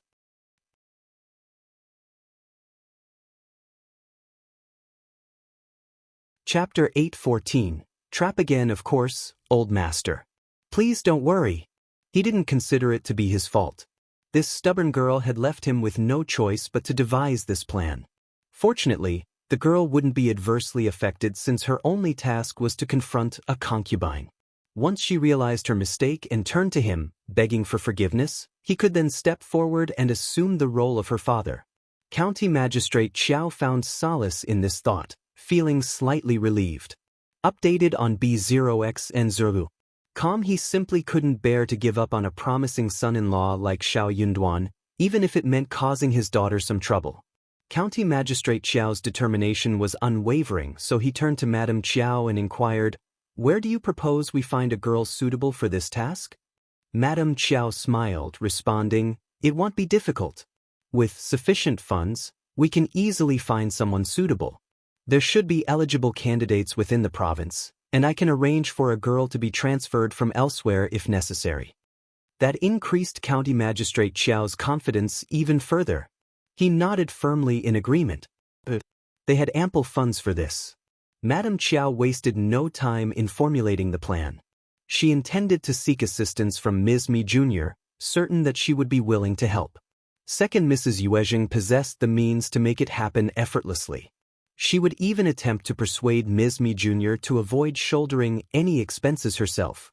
However, second Mrs. Yuezheng decided not to disclose this to her old master, as she could secure a portion of money from him as her personal savings.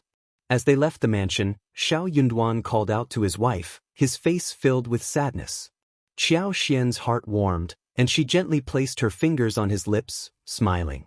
"Darling, please don't make me out to be so pitiful. I don't want to hear any of that. It's all in the past." Furthermore, she hadn't suffered any harm. It was the original host who had endured it all, and she didn't deserve their sympathy. Shao Yunduan smiled, appreciating his wife's open-mindedness. "Okay, let's not dwell on it," he nodded, speaking softly. "It's all behind us now, and it will never happen again." "Yes, unless you treat me the same way," she teased playfully. "I promise I won't treat you like that," Shao Yunduan interjected, gently covering her lips with his fingers. "I will only treat you well." Qiao Xian gazed up at her husband, noticing the slight redness in his ears, a sign of his guilt. He avoided her gaze, pretending everything was normal. A bright smile graced Qiao Xian's face. "One know you're the best." Shao Yunduan responded softly, his cheeks flushing with a thin layer of redness. His handsome face revealed his touched emotions. As the sound of joyful laughter reached Shao Yunduan's ears, he felt a tinge of shyness. His wife's laughter indicated that she genuinely didn't mind what had happened before. "Are you heading to the land agent?" Qiao Xian asked. "Of course." Shao Yunduan replied. Nothing would deter them, not even Officer Qiao and his wife. "Let's go then." Together, the couple made their way to the land agent, clearly communicating their requirements. The land agent assured them confidently that he would ensure a smooth process. They instructed him to visit the village in 3 days' time. Only foolish individuals would pass up the opportunity to work for a generous provincial champion. Afterward, the couple paid a visit to Manager Qin at Mingrentang and engaged in a brief conversation. They requested that Manager Qin gather the ripe medicinal herbs the following afternoon, and Manager Qin agreed to their request.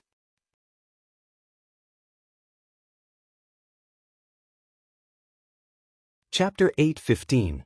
Going home. Manager Qin inspected the ginseng and was impressed by their high quality.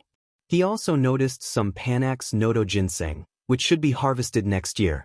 The potential earnings from these herbs amounted to approximately 10,000 liang. Manager Qin attempted to persuade them to expand their operation, and Qiao Xian agreed in principle. However, they faced a challenge as they lacked additional staff to facilitate such an expansion.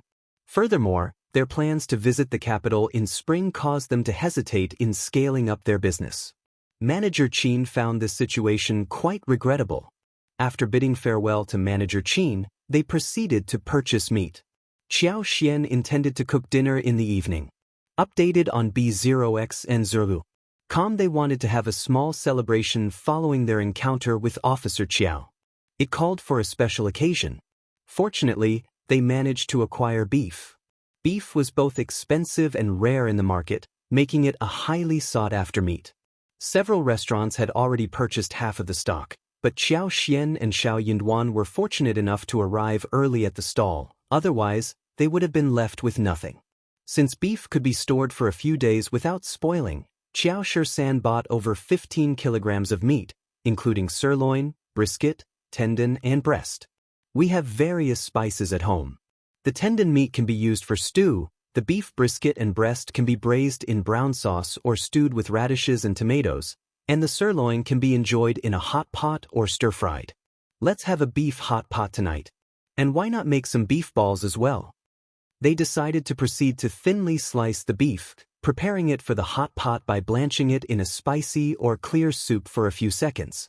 The result would be tender and flavorful meat that would make anyone's mouth water. As for the beef balls, They had a delightful bouncy texture with a smooth consistency. These chewy delicacies were perfect for the hot pot, adding to the anticipation of the meal. The mere thought of the flavorsome feast caused their mouths to water with anticipation. Shao Yunduan wholeheartedly agreed with Qiao Xian's excited suggestion, as they hadn't enjoyed hot pot in a while and were truly craving it. They also purchased a few pork bones and a piece of plum blossom meat. The pork bones were boiled to create a flavorful soup base for the hot pot. They chopped the plum blossom meat, mixed it with lotus root paste, shaped it into lotus root balls, fried them in a pan, and planned to serve them alongside the hot pot. Considering their dinner plans, they decided to postpone their visit to Zhang village. They could make the trip in a few days' time. Back at home, Yang Xiaoni, Shao Sanlang, Tao Tao, and Qi were all thrilled to hear about the hot pot dinner. They eagerly got busy with preparations, adding to the excitement and anticipation in the household. Preparing the beef balls required beating the beef into a meat paste, a task that demanded arm strength and endurance. Although they had done it before, this time it was Qi's responsibility. Interestingly, Shao Sanlang volunteered to take on the task, assuming he could handle the physical demands. However, he quickly grew exhausted, unable to lift his arms. Qi couldn't help but laugh at his brother's predicament and effortlessly completed the job, surprising everyone present. Poor Shao Sanlang, he even trembled as he tried to pick up food with his chopsticks during dinner. He didn't make any further offers to help, unable to tolerate his shivering arms while attempting to eat. The hot pot dinner featured a wide array of dishes. There were beef balls, lotus root balls, fish balls, beef slices, squid, shrimp paste, egg dumplings, vermicelli, yuba, fried bean curd, shiitake mushrooms, lettuce slices, winter melon slices, yam slices, lettuce, wolfberry sprouts, and more. Additionally, they had fresh fire dragon fruits, oranges, and grapes. The tender and delicious beef brought immense joy as they savored this rare and delightful dinner together.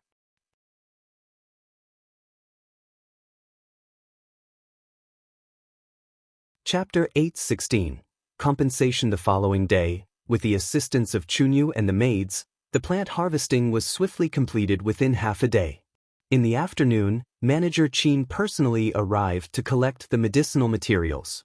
As he didn't have sufficient cash on hand, he had to arrange for the funds from the province. To acknowledge his debt, he wrote an IOU note for Qiao Xian. Qiao Xian happily accepted the note, showing no concern over the matter. This marked Manager Qin's first visit to Qiao Xian's garden, and as he walked through, he couldn't help but be astonished and feel a tinge of envy. He couldn't help but praise what he witnessed, noting the abundance of snow fungus, sugarcane, pineapples, papayas, grapes, pears, lemons, pomegranates, and various other fruits. He even emphasized his desire for a few more bergamots and expressed his anticipation for the upcoming harvest season. Qiao Xian responded cheerfully, feeling a hint of guilt. She realized she had forgotten to share fruits with Manager Qin during her last visit to town. Updated on B0X and Zuru.com, they had hired 10 individuals to work on opening up the 20 mu of barren land. Each worker received a daily wage of 35 won. Opening up the barren land was no easy task. Firstly, they had to clear away all the weeds, shrubs, and miscellaneous trees that occupied the area. Most importantly, the roots of these trees and shrubs needed to be eradicated, which proved to be a challenging endeavor. The area was thoroughly cleaned before they began the process of opening up the land. Fortunately, it wasn't a busy farming season, so Qiao Xian and her family were content to follow the lead rather than feeling rushed. It became apparent that the initial 20 mu of land was not sufficient for their purposes. The lipstick business couldn't remain a secret, so they decided to increase production, along with the cultivation of cassavas. Qiao Xian estimated that 500 mu would be an appropriate size, as exceeding that would exceed her management capabilities. The additional fields would be connected to the existing floral fields, allowing for better management on a larger scale. With 200 mu already assigned to others, the remaining 500 mu would significantly enrich their land. Qiao Xian sought the company of her mother-in-law and gathered 16 families together to discuss the acquisition of the land, with assistance from the land officer. It was a small-scale meeting regarding land acquisition compensation. The field itself held little monetary value, and the individual harvests would be limited. By working together, they could ensure a more substantial yield. Xiao didn't say much during the meeting, but she expressed her intentions to the villagers. She desired their land and planned to provide them with abundant compensation in return. At present, the market value for 1 mu of good land stood at 4 liang, while hills and steep terrain were priced at 3 liang. Well-opened land in mu was valued at 5 liang, and excellent land commanded a price of 6 liang. However, the majority of the available lands had already been opened, with only 20 to 30 mu remaining unopened. Therefore, Qiao decided to purchase these lands at the cost of well-opened land, offering 12 liang for 1 mu. The villagers were left astounded by this proposition. What? How much? 12 liang for 1 mu? Did I hear that correctly? No, number 1 also heard it was 12 liang. Is she joking? That's unbelievable. Even well-opened land was not valued this highly. As the confirmation from Qiao resounded through the crowd, the villagers erupted in excitement. Of course, they were more than willing to offer their land. Only foolish individuals would pass up such an opportunity. With 12 liang for 1 mu, they could use the money to purchase unopened land themselves.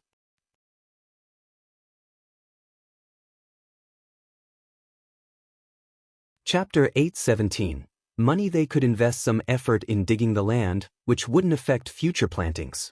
Even though the soil would regenerate after 2 or 3 years, resulting in an abundance of weeds and wild plants, it didn't matter much. Clearing out the weeds and unwanted growth would suffice.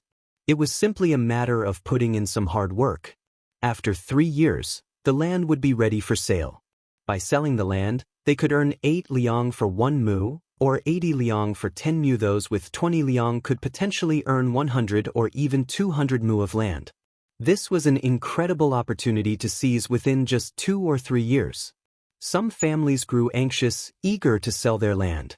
They didn't want to miss out on the opportunity in case Qiao changed her mind before they had a chance to voice their intentions. Update on Biomicron x Zeroville. Simicron. A few astute families inquired, Ms. Fong and Ms. Niece-in-law, what are your plans for buying all this land? Are you aiming to make a fortune? The others were equally curious. Yes, what's the plan? Tell us more about it. Qiao smiled warmly. We're buying the land for our livelihood, of course. We don't squander money. Our goal is to connect the lands together for easier management. If any of you want to sell your land, please go ahead. If not, we can also acquire land from elsewhere. Operating them separately won't be a major issue. How we conduct the business is a secret. Even if we were to reveal our plans to you, it wouldn't guarantee your fortune. I'll offer a high price because we are all fellow villagers. It's a form of compensation. There's no need to rush. Take 2 days to think it over, and then give me your decision. But remember, the offer is only valid for 2 days, Qiao emphasized. You can choose to sell now, but once the deal is done, there's no turning back. We don't want any complications that could hinder our project's progress, she cautioned. After Qiao's speech, people started engaging in lively discussions. 7 or 8 families made the deal on the spot, while others mentioned they would discuss it within their own families and provide an answer the following day. Qiao agreed happily to their approach. The families who reached an agreement with Qiao proceeded to write up the contracts, received their payments, and returned home with smiles on their faces. One family, for example, sold 23 mu of land, with 6 of them being unopened. They earned a total of 276 liang. With the ability to purchase 20 mu of unopened land for 80 liang, they could make a pure profit of 200 liang. This significant increase in income would greatly improve their quality of life. The sight of money exchanging hands excited the others, leading 4 more families to sell their land. However, there were still some villagers who remained hesitant. They expressed their intention to make a decision after a few days. Qiao reassured them that it was perfectly fine. After finalizing the deals, Qiao returned home with Ms. Fong, clutching the contracts in her hands. Ms. Fong couldn't help but express her frustration, saying, "Why are they hesitating? It's so annoying and troublesome. We don't engage in deceit, especially when it comes to money. We're buying these fields to make a fortune, something they can't even dream of achieving. And there's nothing they can do about it either."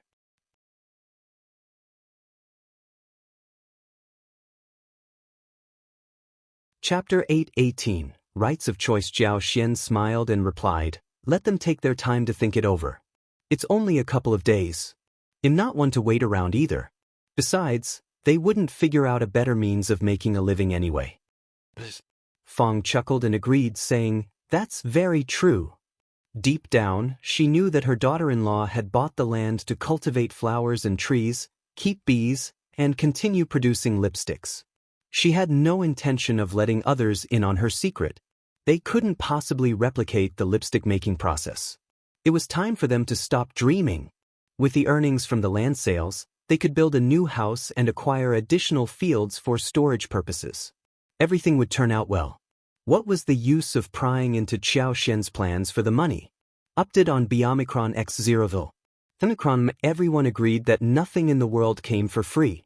Qiao Xian was offering such a high price not because the buyers were fellow villagers, but because there must be a more significant fortune behind her actions. They couldn't afford to miss out on such an opportunity. And they were right. Qiao Xian wasn't simply giving away money. She was genuinely trying to help the villagers, and her flower and lipstick business would easily recoup the investment. She didn't mind spending that much for their benefit. The choice was simple and clear-cut. It was up to each individual to determine whether they found it worthwhile. If they believed they had the means to sell the land at a higher price on their own and felt confident about their fortune, they were free to do so. They didn't need to concern themselves with what others were doing. Their main objective was to earn money, wasn't it? On the other hand, if they didn't think selling the land would fetch them a substantial sum, they could choose to forego the opportunity. Ultimately, the decision was theirs to make. Those who had their own ideas refrained from prying into the matter with the first group of families. They understood that they wouldn't gain any information from them, so they approached other families instead. They believed that those families might have some knowledge about the situation. However, to their surprise, neither of the other families knew anything about the first group of families purchasing land. They were equally perplexed as to why the land was bought from outsiders rather than within their own families. "No, I must speak with them." Ms.Mi was unable to tolerate the situation and was ready to confront the first group of families instead of entertaining questions from outsiders. However, Ms. Yen immediately intervened and stopped her. With a smile, she dismissed those who were prying, saying, "Mom, one don't think we need to delve into this matter. They purchased fields that are adjacent to their own. Since our fields are not available, they didn't approach us. That must be the reason why they excluded us." But Ms.Mi was not convinced by this explanation. She added, "I don't care. They bought fields and that's all there is to it. I'm starting to believe that they deliberately avoided buying our fields." Confused by her mother-in-law's widened eyes, Ms. Yen let out a perplexed sound. "What?" Ms.Mi continued. "Do you think they refused to buy our fields so that they could acquire the ones that are interconnected?"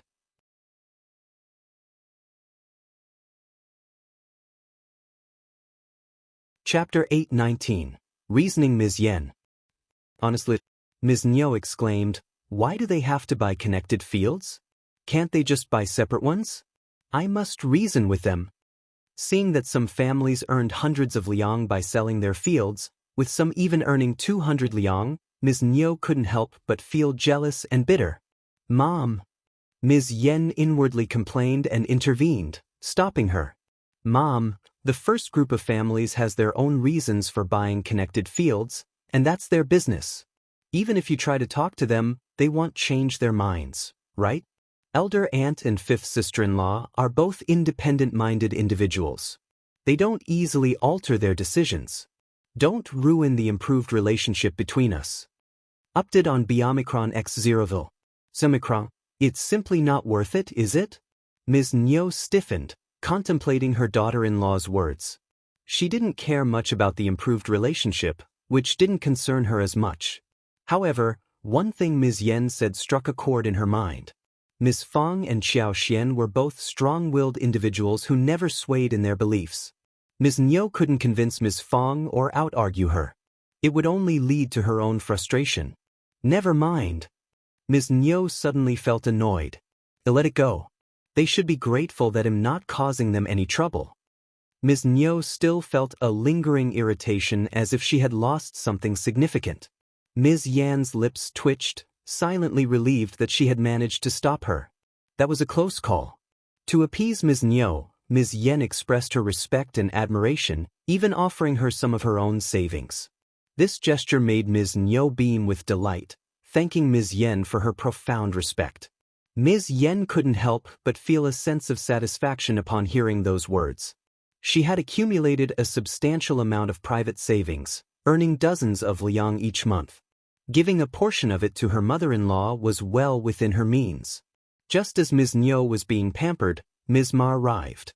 Ms.Mi shared the same idea as Ms. Niu, intending to rally her support and confront the first group of families together. Ms. Yen inwardly cursed. Her third aunt-in-law was truly wicked. She could create a commotion all by herself and then drag her mother-in-law into it. She never did anything beneficial for Ms. Niu either. However, before Ms. Yen could say anything, Ms. Niu declined the offer, refusing to participate. Ms. Niu had just received money from Ms. Yen, and she couldn't directly humiliate her daughter-in-law. Instead, she informed Ms.Mi that she would pass on the opportunity. Ms.Mi was utterly surprised. This amounted to hundreds of liang. She was about to persist in her persuasion when Ms. Yen deflected the conversation, diverting Ms.Mi's attention elsewhere. Annoyed, Ms.Mi cursed at Ms. Yen and branded Ms. Niu as a coward. Fine, she would go and reason with them herself. The outcome was entirely predictable. Returning home, Ms.Mi felt even more irritated. She firmly believed that the first group of families was buying others' fields to avoid sharing profits with them. Liulang furrowed his brow, expressing disdain. Mom, stop engaging with them. Why bother getting close to the first group of families? Don't worry, Mom, it'll surpass Yunduan, I guarantee it. Remember, never approach the first group of families again. What? Ms.Mi was about to defend herself, but Liulang's cold and impatient expression startled her. Okay, Liulang, whatever you say.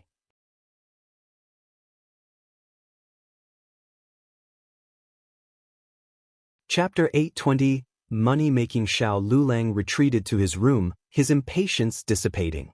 Ms.Mi let out a sigh of relief. She noticed that her son had become increasingly irritable lately, always wearing a cold expression. She dared not provoke him or defy his words. But she also observed that he seemed more motivated and dedicated than before. Perhaps it was because he had been working so hard that he was too exhausted to maintain a cheerful demeanor. Update on Biomicron X Zeroville. Sumicron, she had advised him not to overwork himself and to take some time to relax. However, he ignored her and told her to stop nagging.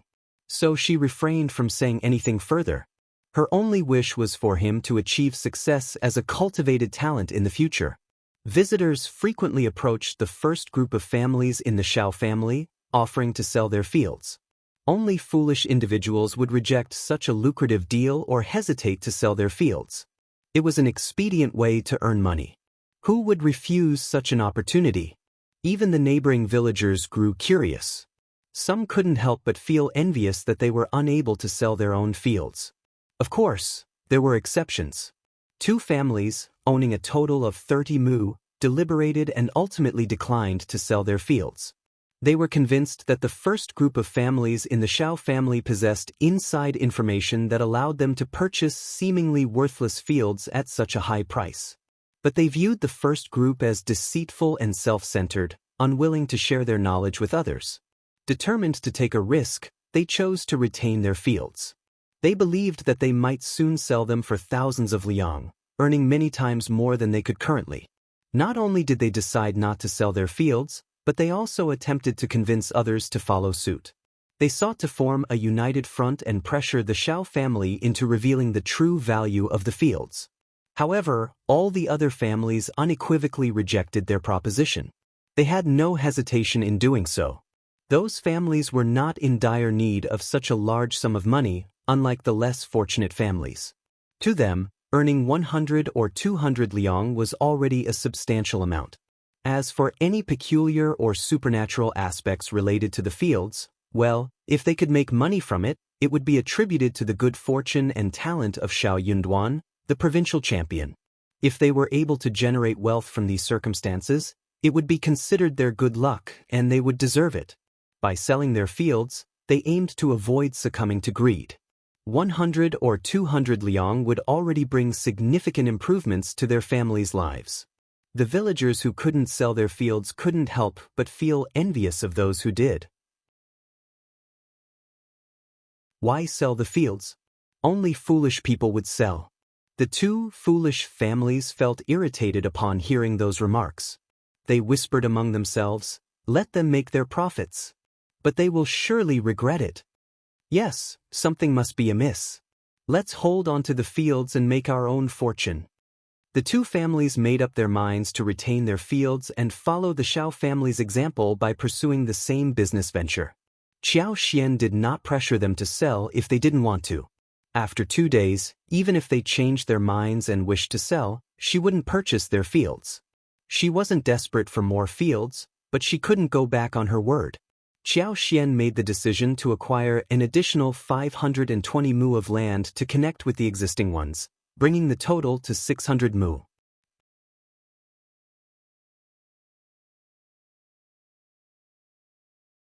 Chapter 821. Feeling of disappointment. They could easily bypass the 30 mu of land.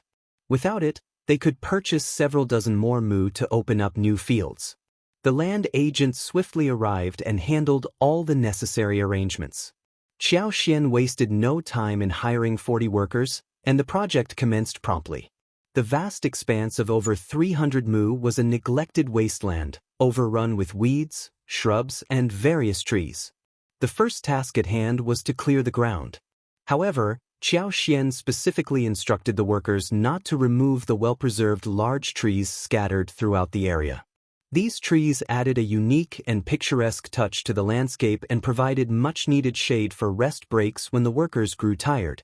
All the land was now connected into a single plot, requiring resegmentation. Some areas needed filling, while others needed excavation and leveling. A network of small roads needed to be crisscrossed, with accompanying ditches along the way. Update on Biomicron X0ville. Semicron M. It was indeed a monumental undertaking. Fortunately, it was late autumn and early winter, and the crops from the surrounding fields had already been harvested. This spared them the task of clearing away any vegetation, allowing them to focus on working with the natural terrain. Those who had sold their land wasted no time in using their earnings to purchase new plots of land. The newly acquired land was situated a bit farther from the home village, but the satisfaction of having money in their pockets and new land outweighed any inconvenience. The entire family eagerly ventured out to open up the fields, excited about the prospects it held for the coming spring. No one felt left out, as they all had a role to play in this busy endeavor. The two families who had chosen not to sell their fields couldn't help but feel a sense of emptiness in their hearts as they observed the Shao family and other families enthusiastically exploring new lands. Subconsciously, they began to harbor suspicions that the first section of the Shao family had some ulterior motive for their fields, perhaps hoping they would come begging to sell. Yet, Xian remained true to her word and did not approach them with any offers or inquiries. This surprised and somewhat irritated them. They resorted to spreading rumors, suggesting that the Shao family intended to make a fortune from the fields they had purchased, causing those who had bought the land to regret their decision deeply. Whispered conversations and gossip circulated, casting negative shadows on the Shao family's intentions. Some even shared these tales with Ms. Fang and Xiao.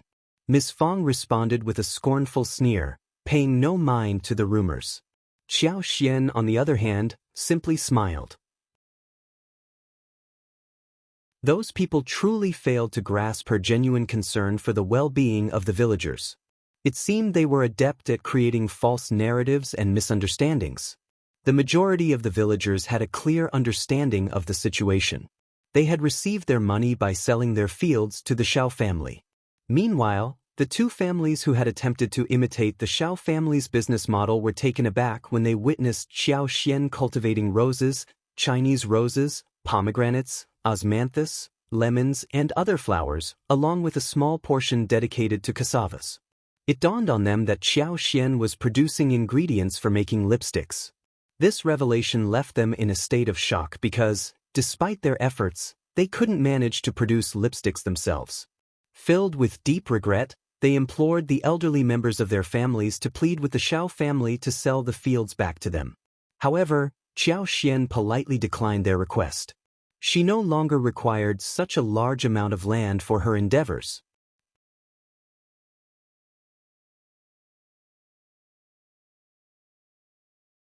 Chapter 8:22. Popular Qi. Since Xiao no longer needed the fields, it would be unfair to force the buyers to sell them back. This realization left the two families seething with anger, and the two arrogant men in charge became the subject of ridicule and jokes in the village. As the fields underwent development, Shao Dalong and Ms. Fong would frequently visit and inspect them. Meanwhile, Xiao Qi and Tao ventured back into the mountains. Xiao still had plans for the valuable tea seeds that were needed to fill the vacant area in Zhang village. She intended to start cultivating the seeds after the new year, allowing them to be transplanted around March. Recalling the abundance of wild lemons in the mountains, Xiao decided to dig them up, stimulate the roots by breaking the branches, and temporarily cultivate them in the garden. In early spring, they could be transplanted to orchards on the outskirts of the province. The lemons and their juice were essential for enhancing the flavors of the drinks served at the dessert stores. Xiao aimed to have at least 30 or 40 mu of lemon orchards. Update on Biomicron X0ville. Xiaomicronim. Furthermore, this season marked the return of plump wild animals in the mountains, accompanied by a variety of wild fruits. It was the perfect time to venture into the mountains and gather resources. Qi's hunting skills had improved, and he had grown stronger with a sharper sense, leading to a bountiful harvest for their family. Pheasants, hares, deer, muntjac, grouse, and wild pigeons, which Xiao enjoyed, were harvested almost daily. Although it was more convenient to store the meat during the season, there was still an excess that needed to be addressed, prompting the family to resume making smoked meat. During their hunts, they even encountered wild deer, and Qi managed to bring back 3 fully grown deer to the village, causing jealousy among the villagers. Wild boars were also hunted, as their meat was perfect for smoking. In addition to the game from the mountains, Xiao and her family also acquired many large smoked fish. Their stockpile of smoked meat from the previous year had lasted for almost half a year, attesting to its delicious taste. Whether it was steamed, fried, stewed, made into clay pot rice, or used as fillings for other dishes, the flavors were exceptional. The anticipation for the next hunting season grew within the family, keeping them busy with preparations. Meanwhile, the villagers couldn't help but feel envious of Qi's hunting abilities, making him quite popular among them. People from their own village, neighboring villages, and even distant areas approached Ms. Fong and eldest uncle, expressing their interest in arranging marriages for Qi. Some individuals were also interested in Tao. Ms. Fong felt a mix of pride and helplessness in response to the attention Qi and Tao received. She cautioned eldest uncle not to make any promises regarding their marriages at this time. Eldest uncle's expression turned serious as he responded, "It's a matter of great importance, and I don't take such promises lightly. We must approach it with caution and thoroughness." Ms. Fong rolled her eyes and scoffed, "I have my doubts. You tend to change your mind too easily, and I wouldn't put it past you to make promises just to save face." Eldest uncle was displeased by her remark. "That's not true. I'm not that foolish." However, he nearly made a mistake soon after. Ms. Fong approached Shao Yunduan and Xiao, seeking their assistance in arranging marriages for Qi and Tao. The dynamics had shifted. Shao Yunduan's success and Xiao being county magistrate Qiao's daughter, along with their profitable land purchases, had attracted the attention of many villagers.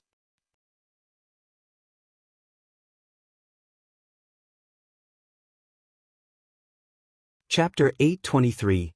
Dragon Fruits and Papaya Seeds. So, those who sought to form a martial alliance might have ulterior motives.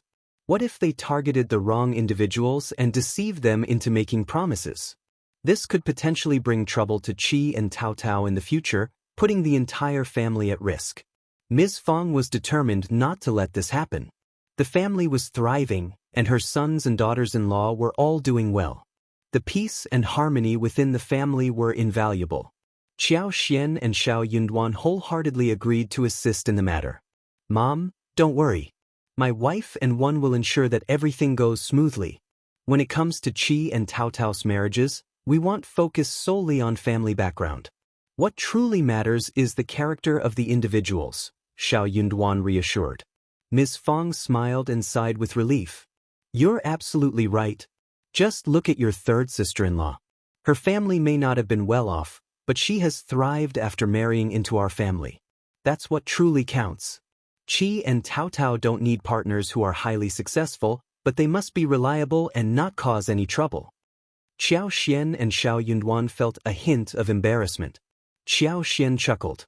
"Niam, it's not that simple. We can't just settle for anyone for Qi and Tao Tao. We will handle this matter carefully and make sure to find the best matches for them.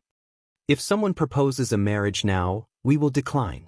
What do you think about waiting until after my husband's spring examination?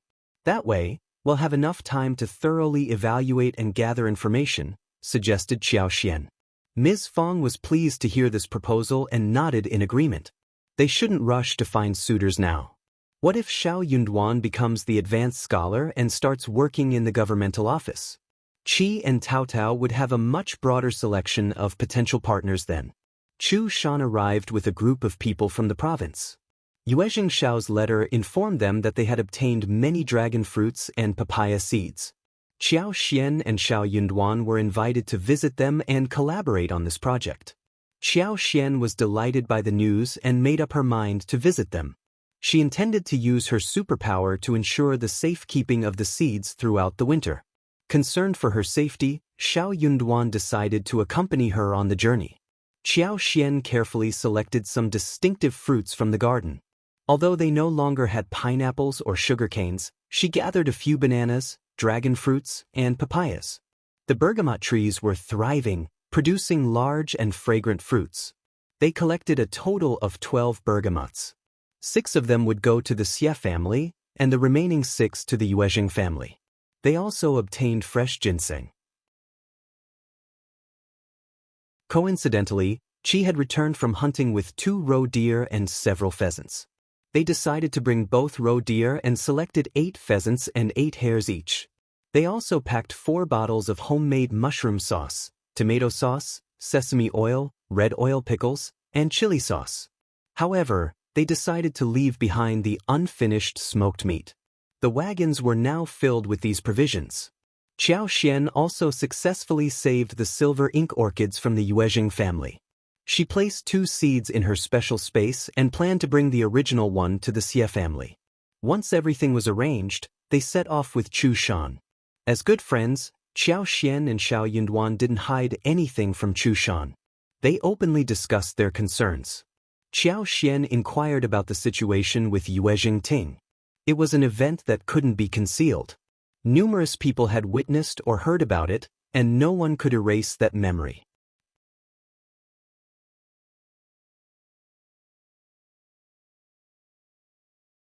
Chapter 824. Future Chu Shan was filled with excitement when he was asked about the situation.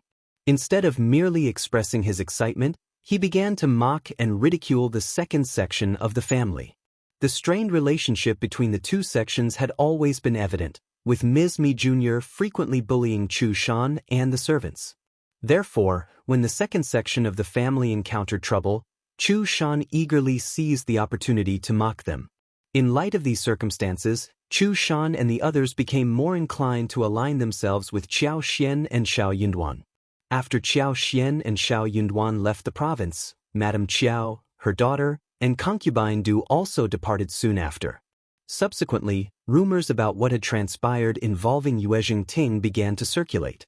Although Qiao Wei was involved, very few people discussed it, and numerous versions of the rumors regarding Yuezheng Ting's situation emerged.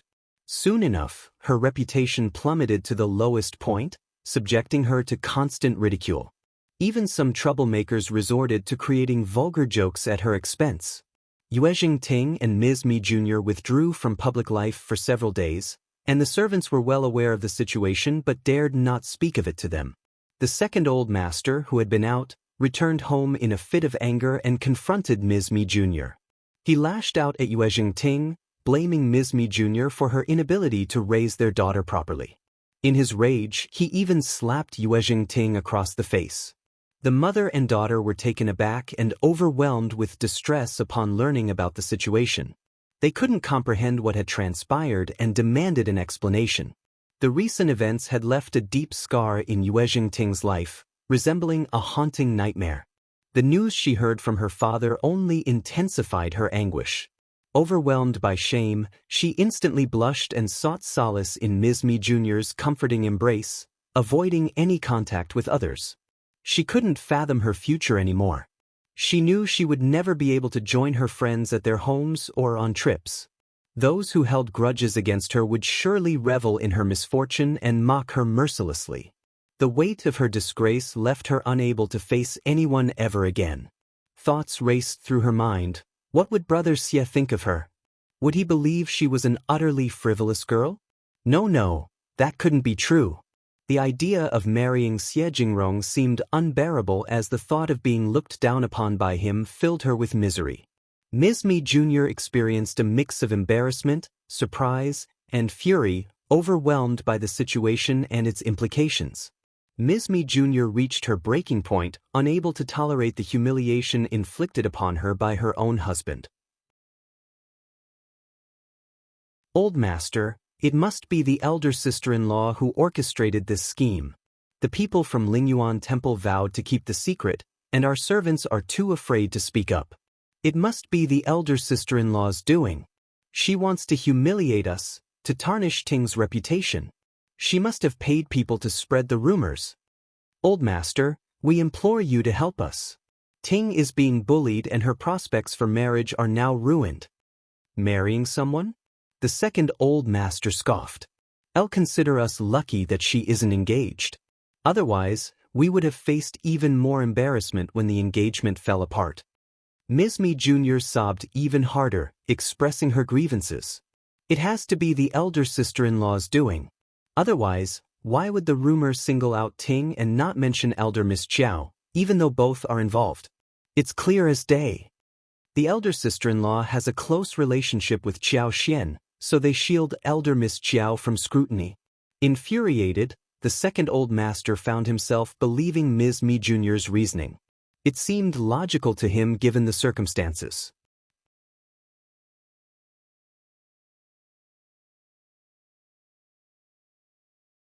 Chapter 825. Revenge. The couple approached Madame Yuezheng, seeking a fair resolution to their predicament. Upon hearing their plea, Madame Yuezheng was taken aback and nearly fainted. She couldn't believe what she had just witnessed. Overwhelmed with disappointment, she directed her anger towards Ms.Mi, questioning her abilities as a mother. She expressed concerns about Yuezheng Ting's future and expressed her disappointment in their actions. Ms.Mi Jr., feeling deeply wounded, covered her face and wept. Madame Yuezheng, I am to blame. But please, I beg you to take care of Ting and ensure justice for her. Madame Yuezheng's expression grew stern. She ordered, bring first Madame here. While Ms.Mi Jr. and her daughter might have been mistaken in their accusations, First Madame should not have taken actions to harm them. She was determined not to let that slide. As Madame Yuezheng spoke, she started to grasp the situation unfolding before her. She remained calm even as Ms.Mi Jr. glared at her and continued to accuse her. With a dark tone, Madame Yuezheng replied, Elder son's wife, your accusations have gone too far. We are all part of the same family. By attempting to set me up, you tarnish our family's reputation. You are mistaken. First Madame responded quietly, Madame Yuezheng, do you have any evidence to support your claim? Accusing me without any grounds is highly improper, isn't it? Ms.Mi Jr. snapped, it's evident. You're seeking revenge on me. If you have a problem with me, come directly to me.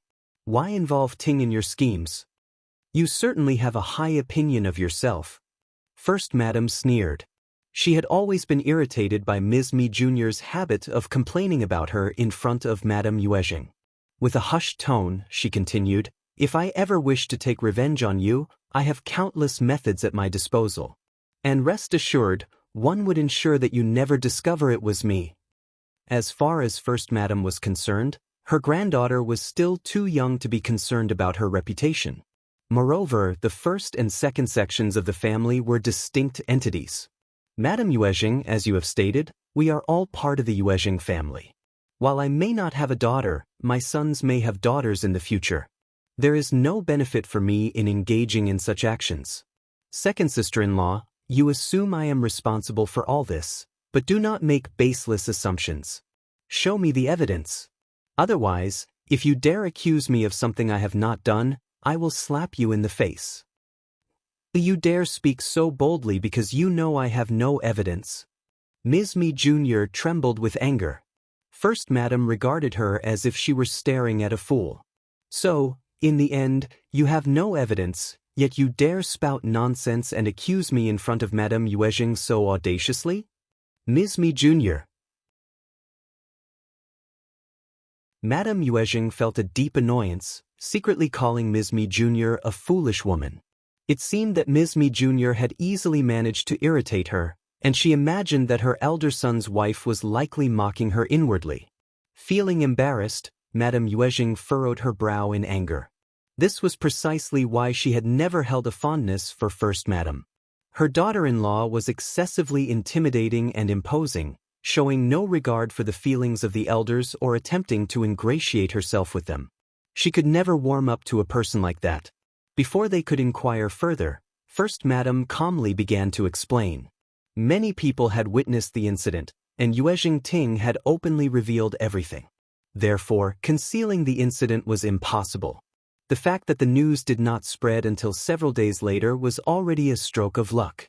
The Yuezheng family was renowned in the province, and any scandal involving a member of the family naturally attracted significant attention. Hence, people reveled in discussing the matter.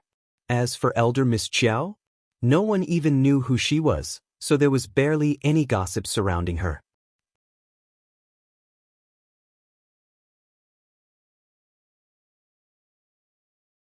Chapter 826. Reasonable. The increasing wealth of the Yuezheng family attracted both allies and rivals, creating opportunities for their competitors to ruin their reputation and spread vile jokes about the family.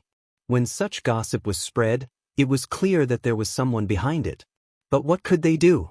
Rumors were always intangible and omnipresent. Even the immense wealth of the Yuezheng family couldn't suppress them completely. Furthermore, the more explanations were offered, the more amusing it became for outsiders.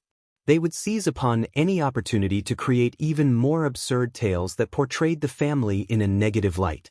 If they didn't trust Madame Yuezheng's judgment, they could provide explanations, but it wouldn't change the situation. Madame Yuezheng and the others felt a sense of numbness upon hearing these words. It was painfully true. The second old master felt immense shame and shot a resentful glare at his wife. If it weren't for this woman, he wouldn't find himself in this situation. She had proven herself to be incompetent, limited to playing petty tricks at home. She couldn't even properly educate her own daughter. Ms.Mi Jr. remained infuriated and had no trust in a single word uttered by First Madam. She firmly believed that First Madam was merely attempting to argue and defend herself.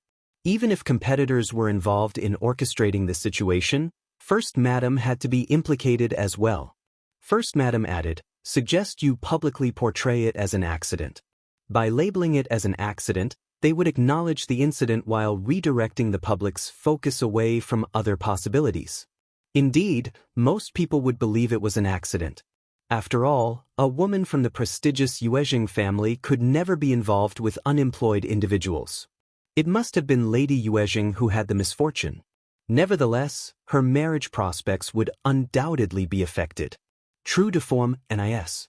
Mi Jr. hastened to arrange potential marriage alliances for her daughter, hoping to prove that Yuezheng Ting still had promising suitors.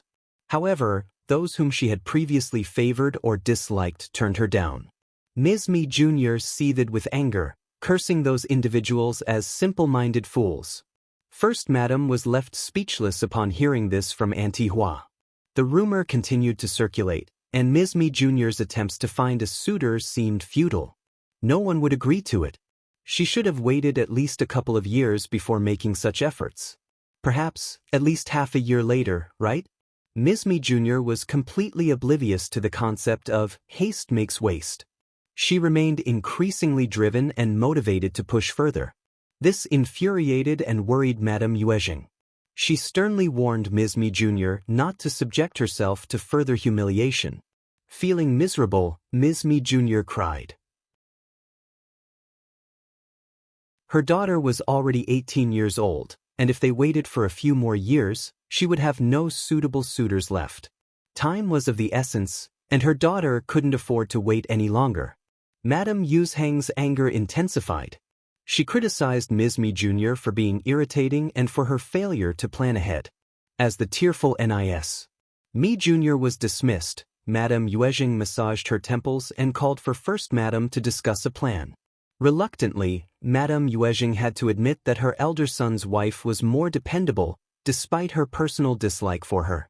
First Madam swiftly offered her suggestion. The best solution would be to bring Yuezheng Ting back to their hometown to find a suitable suitor.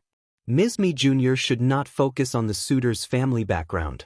Rather, integrity should be the most important factor to consider.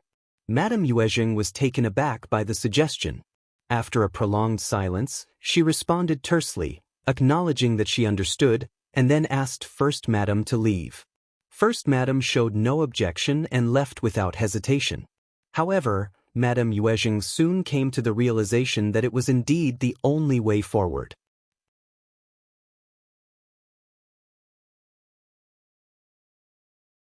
Chapter 827. Back to Hometown U. Ted by BX and Zerlu. Semikronim Yuezheng Ting was reaching an age where waiting for a suitable suitor was becoming increasingly difficult.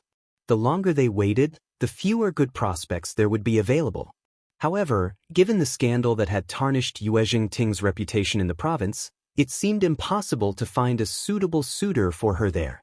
Madame Yuezheng considered the option of looking for a suitor in their hometown, which was located at a considerable distance from the province. The Yuezheng family held a strong position in their hometown, and they could protect Yuezheng Ting when needed. Furthermore, the rumors would not reach that far. While the suitors from their hometown might not have as privileged backgrounds, there was still a chance for Yuezheng Ting to find a suitable partner there. Madame Yuezheng finally made the decision to pursue this path.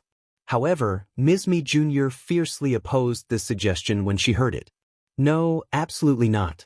She refused to let her daughter return to the humble surroundings of their hometown to marry someone there. She believed it would ruin her daughter's life. Madame Yuezheng was furious. She cared for her granddaughter just as much and was not out to ruin her life. She was not an evil grandmother.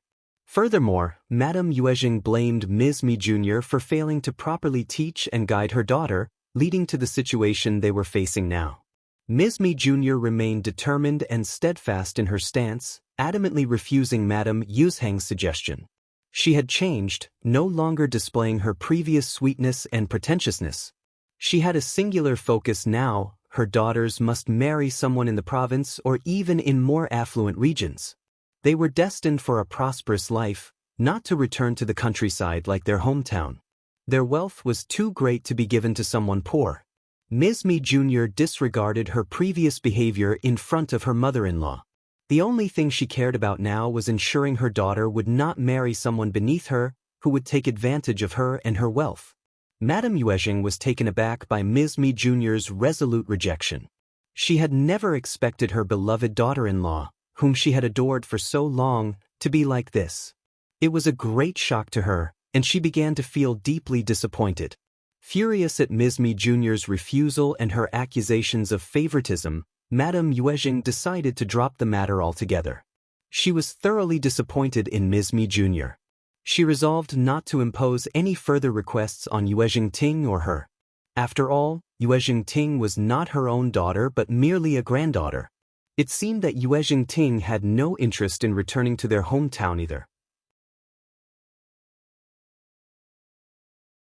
From that moment on, Madame Yuezheng decided to change her treatment of Ms.Mi Jr. She no longer treated her with the same kindness and favor as before. Ms.Mi Jr. breathed a sigh of relief and began seeking potential suitors, even considering those from neighboring towns. However, her efforts yielded no positive results.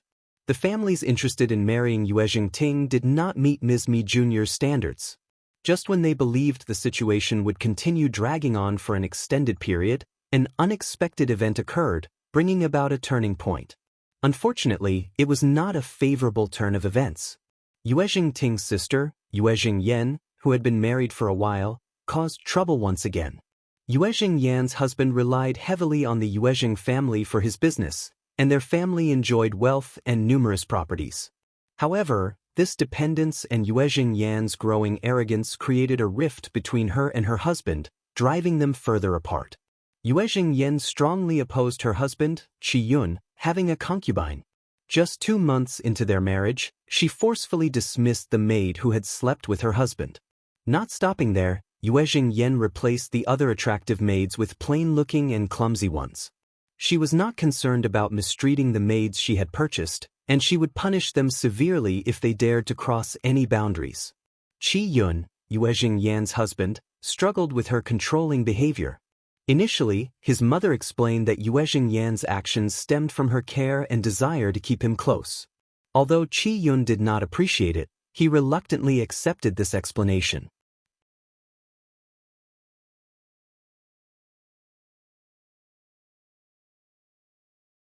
Chapter 828, Yuezheng Ting's sister Yu. Ted by BX and Zervil. Samikronim Yuezheng Yan had become increasingly tyrannical, believing that her husband's family should conform to her every whim and mood.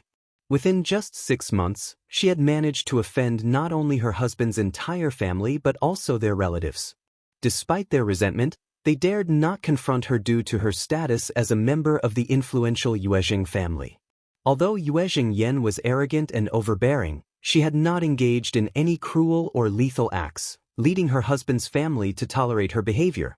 However, Qiyun soon discovered something shocking. Yuezheng Yan had arranged marriages for his 2 serving maids with elderly, unattractive widowers from rural areas. She had gone to great lengths to find such matches. As a result, the 2 serving maids were subjected to a wretched existence. When Qiyun learned of their plight, one of the maids had already succumbed to the relentless torment, while the other had aged prematurely, bearing scars on her forehead and losing all her former beauty. Filled with horror and anguish, Qiyun immediately brought the surviving maid back home and placed her in a convent for her safety. Determined to uncover the truth, he confronted Yuezheng Yan about her actions. Yuezheng Yan insisted that she had found 2 excellent suitors for the serving maids and had generously provided them with a substantial sum of money to live a comfortable life. Qiyun, trusting his legal wife, believed that she had acted in their best interest. Unbeknownst to Qiyun, Yuezheng Yan's intentions were far from noble. She was leading the maids down a path of despair and destruction. However, Yuezheng Yan showed no remorse.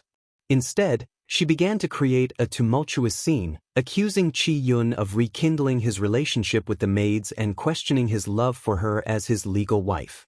She cried, shouted, and hurled vulgar insults at Qiyun, even seeking support from her parents and Madame Yuezheng. Ms.Mi Jr. and Madame Yuezheng, being fond of Yuezheng Yan, became incensed upon hearing her side of the story. In the end, Qiyun was compelled to apologize, bowing down to Yuezheng Yan's demands. Yuezheng Yan may have obtained her perceived justice, but she had lost the support and respect she once had from Qiyun's family. Qiyun eventually made the difficult decision to distance himself from Yuezheng Yan. Although she appeared to hold a position of authority within Qiyun's family, the truth was that no one genuinely liked her or regarded her as a true family member. It was during this time that Yuezheng Yan discovered Qiyun had a mistress who had even given birth to a son and a daughter. Overwhelmed by jealousy and rage, Yuezheng Yan assembled a group of her own men and stormed the mistress' residence with the intention of harming her and selling her children. Upon learning of the situation, Qiyun rushed to the scene to intervene. Unfortunately, the children had already been sold to intermediaries, and his mistress had been subjected to a brutal beating, losing consciousness multiple times. Qi anger surged within him. He rescued his mistress and instructed his men to protect her while he set off to find and secure the safety of the children. Meanwhile, Yuezheng's mental state deteriorated further. She wept uncontrollably and retreated to the solace of her own home. News of the shocking incident spread throughout the province, leaving no doubt that few would tolerate their husbands having mistresses. However, there was no support or sympathy to be found for Yuezheng in the aftermath. The mistress' actions were undoubtedly immoral, but taking her life was not the solution. Teaching her a lesson and holding her accountable for her deeds would have been more appropriate. Yuezheng's decision to sell her husband's children to an agent instead of bringing them home was truly horrifying and inhumane. Yuezheng had never enjoyed a favorable reputation, and her behavior within her husband's family only added fuel to the rumors that circulated about her. She consistently disregarded the authority of the elder family members and imposed her will upon others. Additionally, her failure to bear any children and her blatant disregard for virtuous conduct only furthered her negative image. It was not surprising that her husband might consider leaving her, given the circumstances. Many sighed in resignation, accepting the situation as a natural consequence. When Ms.Mi Jr. heard about the rumors surrounding her daughter, she refused to believe them. Instead, she attributed the spread of such stories to jealousy from individuals who were envious of her daughter's prosperity and well-being.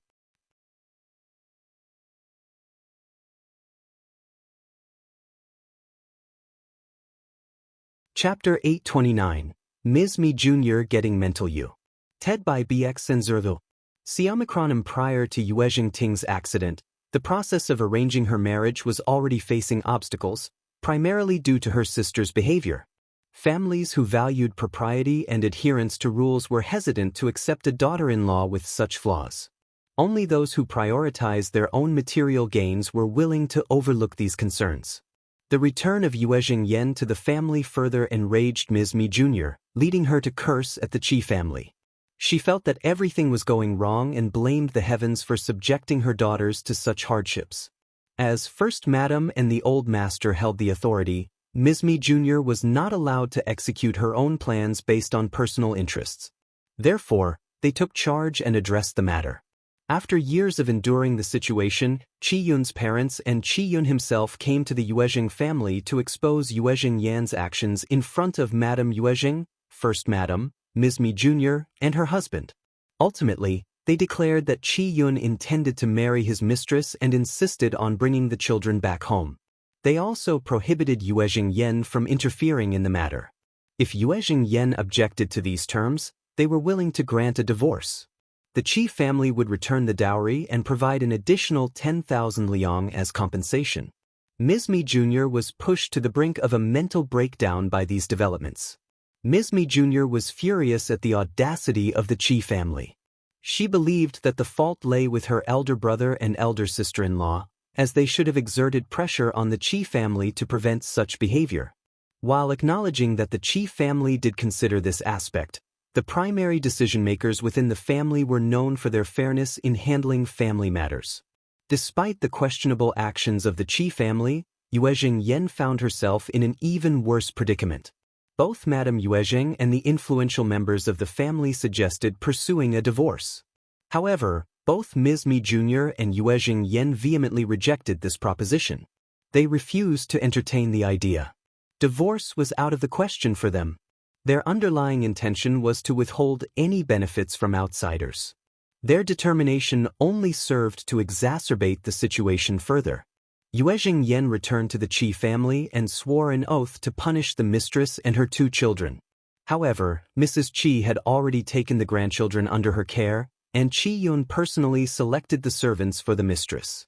Consequently, Yuezheng's orders had no effect. Yuezheng's maids and aunties were on the verge of physically assaulting the concubine when the concubine's servants intervened and reported the incident to Qiyun. In response, Qiyun issued severe punishments to the maids and aunties who had assisted Yuezheng. No one dared to defend Yuezheng anymore. Yuezheng created a scene, behaving erratically. As a result, Qiyun ordered her to be confined to the yard, prohibiting her from leaving its confines. Unbeknownst to Yuezheng, once Qi discovered her true nature, he began administering a medicinal soup after their intimate encounters to prevent her from becoming pregnant. Furthermore, Qi developed strong negative feelings toward Yuezheng and ceased any further physical intimacy with her. As a result, she remained childless throughout those years. Qi preferred to have no legitimate children rather than allowing Yuezheng to bear a child who would carry his bloodline. News of Yuezheng's actions spread widely after the commotion at the Qi family. Curiously enough, it was the Qi family themselves who willingly propagated these stories whenever they were asked, demonstrating a surprising openness and lack of concern for their reputation. The entire town was both shocked and captivated by the scandalous gossip surrounding the Qi family. However, due to the tarnished reputation caused by Yuezheng's actions, the prospects of finding a suitable suitor for Ting became extremely slim. Nevertheless, Ms.Mi Jr. remained resolute and unwavering in her determination.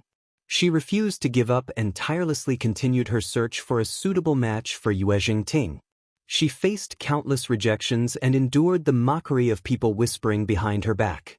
Madame Yuezheng could no longer bear witnessing Ms.Mi Jr.'s relentless pursuit. With a heavy heart, she confronted Ms.Mi Jr. Either Ms.Mi Jr. keeps Ting company back to the hometown so they could arrange a marriage deal, or she can dispatch one old auntie who keeps her company back to the hometown to arrange a marriage deal.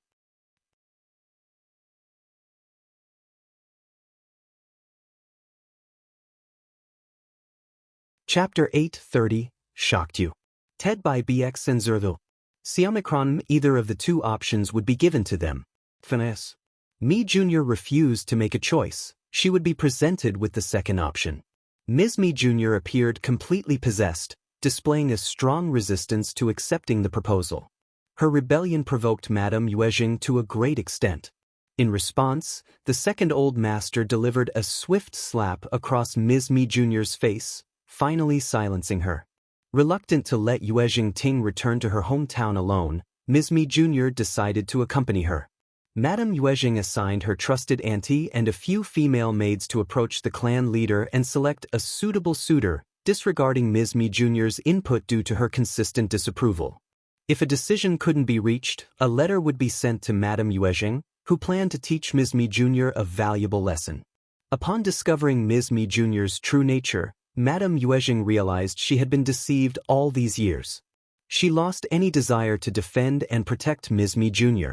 The embarrassment and anger she felt when recalling the situation were overwhelming, as it meant she had foolishly placed her trust in a deceitful daughter-in-law for so long.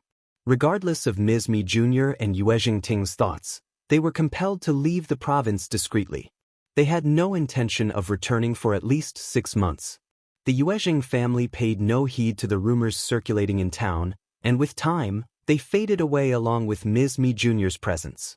Xian and Shao Yunduan were left in shock upon hearing the story. It became evident that Ms.Mi Jr. was indeed an eccentric individual, and her daughter Ting was no different. The fact that both the mother and daughter were no longer in the province brought a sense of relief. There was no longer a need to be wary of their presence. Little did anyone know that Xian was the true instigator behind the events that transpired. However, it should be acknowledged that Ting had sparked the conflict initially. Xian's subsequent actions were merely a form of retaliation. It was a matter of tit for tat. Had Xian not possessed superpowers, she would have been the one facing harm. Ting would have shown no mercy towards her. Xian was merely returning the favor in kind. For Ting, it might have been disheartening to marry in her hometown. However, in the long run, it might not necessarily be a negative outcome for her. Living in the province would have led to her own downfall, similar to what happened to her sister. First Madame couldn't help but feel a sense of happiness when Ms.Mi Jr. and her daughter disappeared from their sight, and her joy only increased upon receiving Xian's gift. So, First Madame invited Xian and Shao Yunduan to spend the night at the Yuezheng family's residence. Since their stay was short, there were no complications in their journey back home. Yuezheng Shao also extended the offer for them to stay. Xian and Shao Yunduan gladly accepted the invitation. The next day, Shao Yunduan accompanied Xian as they planted papayas and dragon fruits. Yuezheng Shao and Jingrong joined them, eager to witness the process. They were astonished by the appearance of the dragon fruit seeds. Xian instructed the seeds to be sorted based on their size, as they exhibited various shapes and sizes. Carefully, they were planted in separate patches, ensuring proper spacing. Xian believed that some preparation could be done with the dragon fruit seeds before they were planted, unlike the papaya seeds that could be directly planted without any additional steps.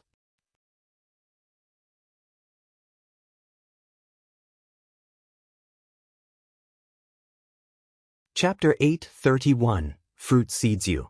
TED by BX and Zerlu. Xiaomicronim Qiao signaled the workers to follow the height markings she had drawn.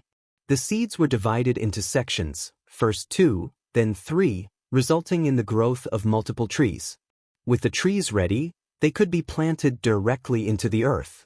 Jingrong and Yuezheng Shao were both astonished by this sight. Planting fruit seeds turned out to be much simpler than they had imagined. After providing instructions to the manager on what to do and where to plant the seeds, Xian and Shao Yunduan didn't need to visit the land again until everything was completed. However, Xian made sure to use her superpower to strengthen the plants, ensuring their survival during the winter. Once everything was settled, they returned the orchid to Jingrong. We were fortunate enough to save the flower. We wouldn't take away something you cherished. Young Master Xie, you can have the flower back, Xian said casually, but Jingrong was taken aback. Is this the orchid one gave to Brother Shao? Jingrong asked, unable to contain his surprise. Shao Yunduan nodded. Yes, it is. You recognized it, didn't you? Jingrong did recognize it, but he was too shocked to believe it. Thus, he asked the obvious question. Brother Shao and sister-in-law, you are simply incredible. Jingrong exclaimed, filled with awe. He couldn't believe his eyes when he saw the living flower before him. Jingrong had a deep love for orchids and possessed extensive knowledge about various precious varieties. He couldn't do anything to revive the dying flower, but he didn't want to discard it either. Thus, he entrusted it to Shao Yunduan, who came from a family with thriving plants, hoping for a miracle. However, he never expected Shao Yunduan and Xian to bring him such a tremendous surprise. "El gave you the flower, so you should keep it," Jingrong expressed his gratitude before politely declining their proposal. However, recalling the fact that the flower had been saved by the couple, Jingrong couldn't help but feel puzzled. He couldn't remember what he had given them, especially when the flower had been rescued by their efforts. Shao Yunduan turned to Xian with a smile, indicating that she should make the decision. Xian smiled back and said, "Young Master Xie, don't worry about it. I saved one bud from the orchid, and it will bloom when the weather turns warmer next year. So, you should keep the original flower after all. We didn't do much, just offered our help in whatever way we could. It might seem impressive to you because you're not an expert in this field," added Shao Yunduan with a smile. "Brother Xie, please accept it, just as my wife suggested." After contemplating for a moment, Jingrong accepted the flower and said, "All right then, I'll accept it. Thank you so much, Brother Shao and sister-in-law. I will cherish this and take it back." With gratitude in his heart, Jingrong decided, "Okay, I will take it back. Thank you so much for taking care of them." "That's wonderful." Everyone laughed, and a sense of harmony filled the air as the matter was resolved. Jingrong smiled, his admiration for the couple in front of him growing stronger. He couldn't help but appreciate their thoughtfulness and selflessness. The couple fully understood the value of the orchid, knowing how exceptionally precious it was. If Shao Yunduan had used this orchid to help Jingrong secure a favorable outcome in the upcoming spring examination, it would undoubtedly provide him with a strong foundation for his future. However, they didn't choose that path. Instead, they returned the flower to Jingrong. There were few individuals in the world who possessed the level of composure and emotional stability that this couple exhibited. It was a testament to their exceptional character.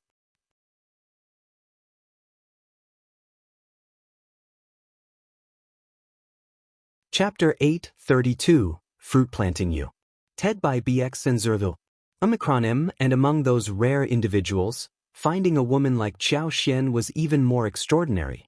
Yuezheng felt a sense of admiration and gratitude towards the couple, so he presented them with a pot of green first-class orchids and a pot of Song Mei orchids. These orchids were not only rare and valuable but also possessed breathtaking beauty. Shao Yunduan and Qiao Xian graciously accepted the gifts, appreciating Yuezheng's kind gesture. 2 days later, the papayas and dragon fruits were successfully planted. They had managed to cultivate 30 mu of papayas and 50 mu of dragon fruits, which was half of what Qiao Xian had initially anticipated. However, they viewed this as an experimental phase and were willing to take things slowly. Surviving the upcoming winter was crucial. If they could endure and thrive during the season, it would pave the way for their success in the future. Qiao Xian had a plan to gradually expand their cultivation once they had proven their resilience. Failure to survive the winter would mean the end for their endeavors. Shao Yunduan and Qiao Xian diligently inspected the plants, and Qiao Xian secretly utilized her superpower to enhance their growth. She carefully infused vitality and energy into the roots, akin to providing them with the best possible nourishment. However, Qiao Xian had her limitations when using her superpower. It drained her energy, and maintaining secrecy proved to be challenging. The entire process consumed an entire afternoon. When they were finally finished, Qiao Xian let out a sigh of relief, feeling physically and mentally exhausted. She was grateful that her energy would replenish overnight, allowing her to continue her work the following day. Realizing that their efforts thus far were insufficient, Qiao Xian instructed the manager to refrain from stacking the prepared corn stalks and straw.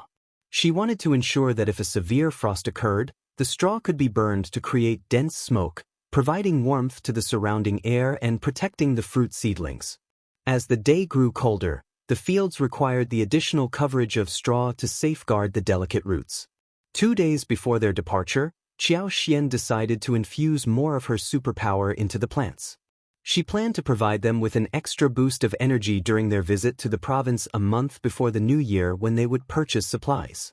By employing all available methods, Qiao Xian believed that the effects would prove to be favorable. After bidding farewell to First Madam, Yuezheng Shao, and Yuezheng, Qiao Xian and Shao Yunduan didn't spend much time in the province. Following the fruit and seed planting, they embarked on their journey back to the county. On their way to the village, they unexpectedly encountered Ms.Zhang, who had returned once again. Spotting Ms.Zhang from their cart, they momentarily doubted their eyes. However, Ms.Zhang sneered at them with a rigid expression and swiftly departed without saying a word. Upon their arrival home, Qiao Xian and Shao Yunduan were warmly received by their family members who assisted them in sorting through the gifts and unloading the luggage. Qiao Xian's curiosity got the better of her, and she couldn't resist asking about what had transpired in their absence. Ms. Fong sneered and responded with irony, "Ah, that woman. The other night, during the rain, she came and fainted right at the doorstep of the second section of the family's home. And there she stayed. Erlang still has some lingering feelings for her, after all." Yang Xiani's eyes sparkled with excitement as she eagerly prepared to share the story. Qiao Xian captured the moment in a picture, wanting to remember it. Since her divorce, Ms.Zhang had been leading a tumultuous life with her mother and the rest of the family. She was constantly sobbing, her eyes red with grief. She expressed longing for her children and husband, and she carried a heavy burden of guilt regarding her brother. Her days were filled with sorrow. Mrs. Zhang voiced her frustration, complaining that Ms. Zhang was utterly useless and that she never saw her wear a happy expression.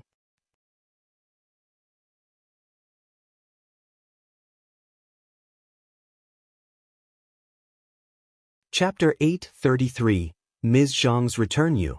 TED by BX and Zerdo. Xiaomicron M. Mrs. Zhang's annoyance with Ms. Zhang grew stronger, as she believed her daughter not only brought no benefits to the family but also caused her precious son to be beaten.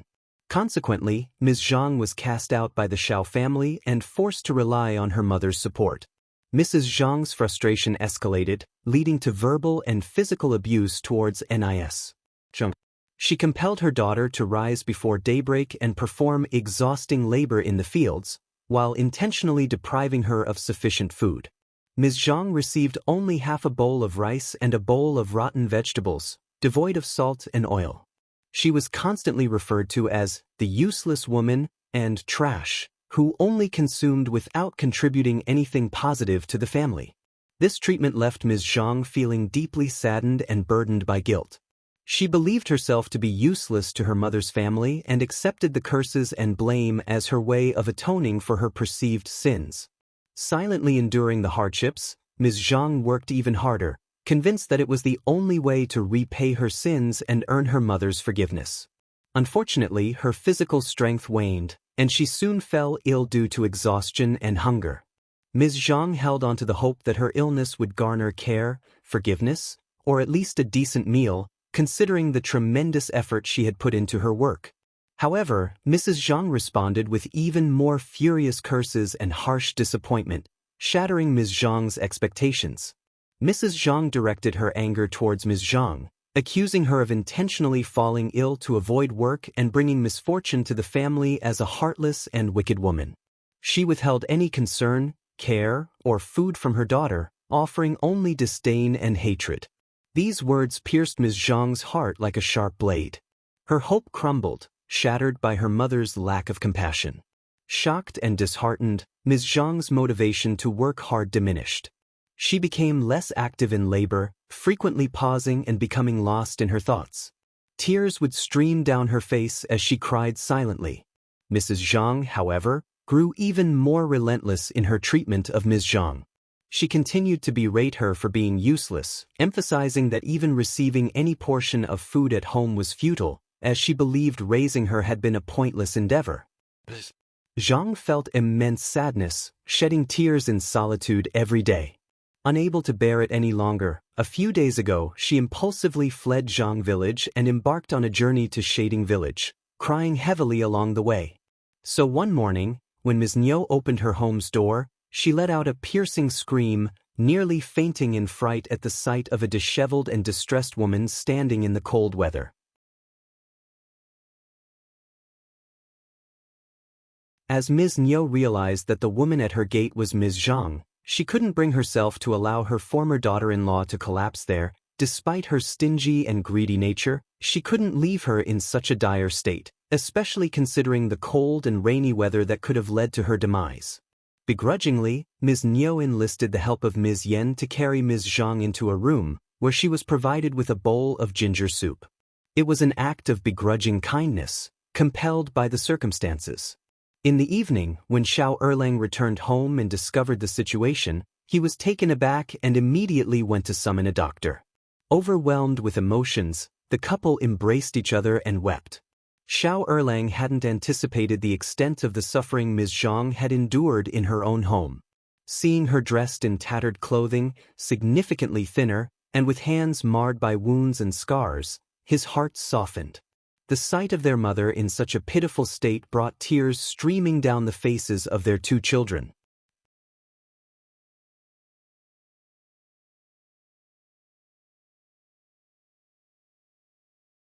Chapter 834, Their Fault You. Ted by BX and Zerlu. Semicronym Shao Erlang's determination to protect Ms. Zhang and ensure her safety was unwavering.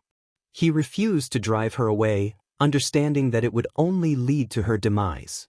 Desperate, he knelt down before his parents, Ms.Mi and second uncle, pleading for their forgiveness and begging them to allow Ms. Zhang to stay. He promised to take responsibility for her, vowing to guide her and prevent her from making any further mistakes. However, he made it clear that his compassion was contingent on their acceptance of Ms. Zhang.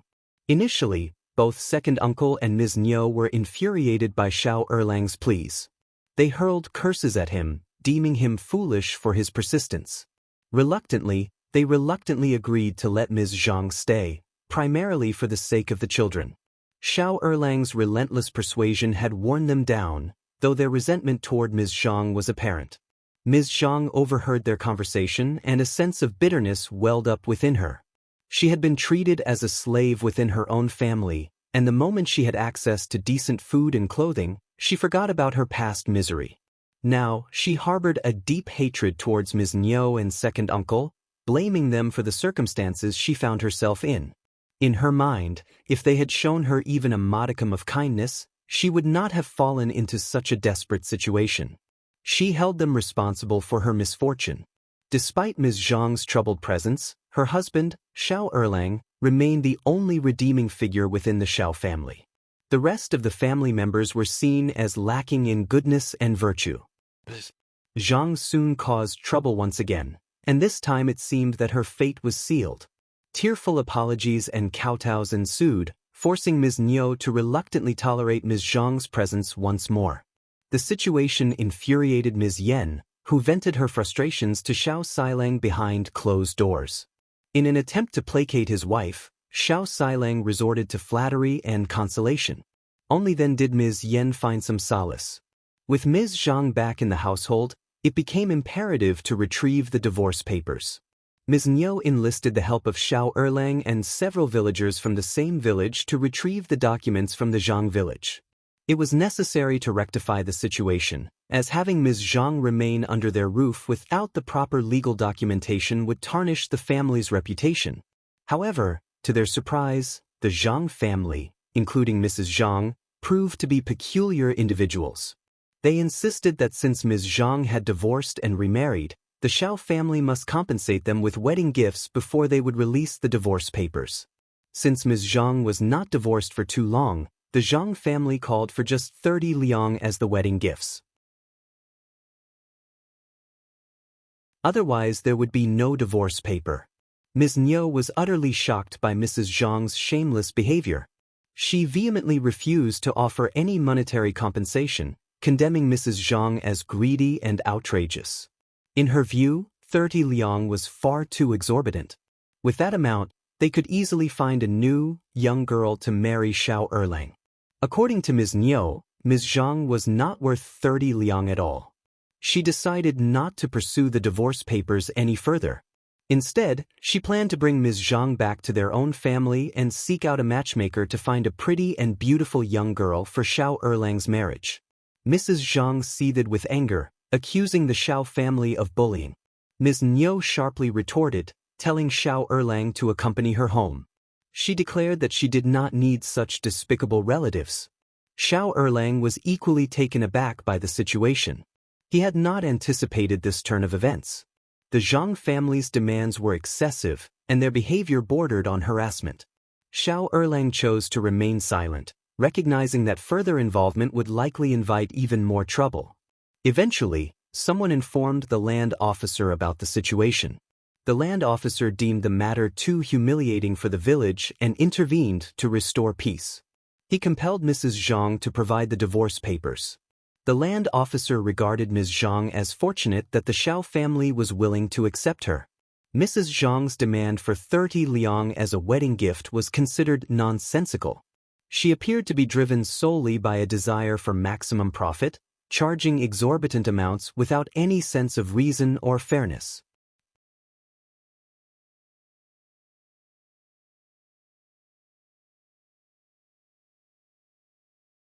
Chapter 8:35. Miserable You. Ted by BX Senzerdo.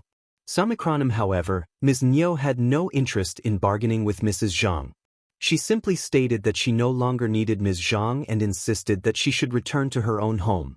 Mrs. Zhang started to panic. She wished that Ms. Zhang could stay with the Shao family, as they were living a more prosperous life. Mrs. Zhang believed that they could surely benefit from having Ms. Zhang in their household. The intervention of the land officer forced Mrs. Zhang to concede. She had no choice but to offer the divorce papers. The chaotic situation finally came to an end. People inside and outside the village ridiculed the Zhang family for their irrational behavior.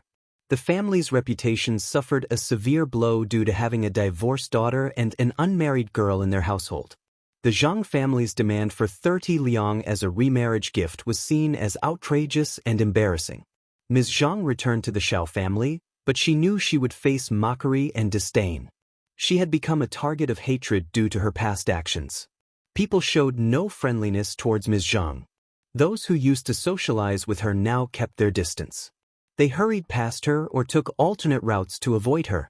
Women with children regarded her with caution, eyeing her warily as if she might dose a threat to their children. Fearing that Ms. Zhang would TRV to kidnap them for money, Ms. Zhang felt a deep sense of misery and bitterness, mixed with anger. She resented those people who judged her without understanding the difficulties she had faced. She believed she had been driven to her actions.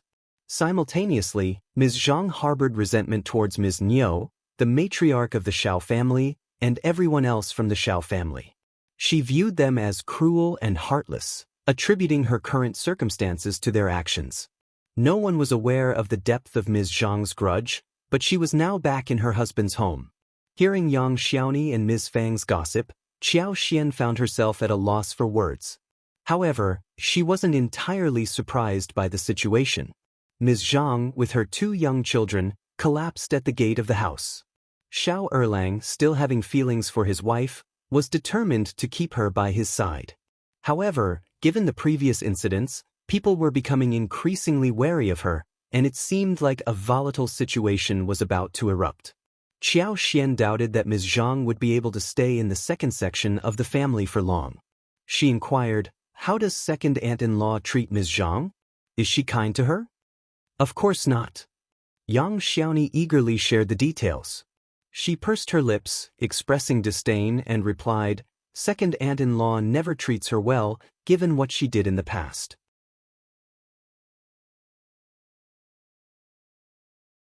According to what the 4th sister-in-law told me, Ms. Zhang is not allowed to participate in any family matters.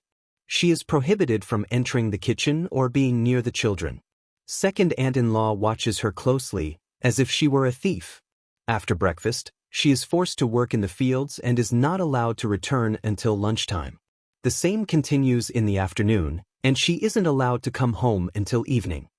They won't let her stay at home anyway, fearing she might come up with some strange ideas again.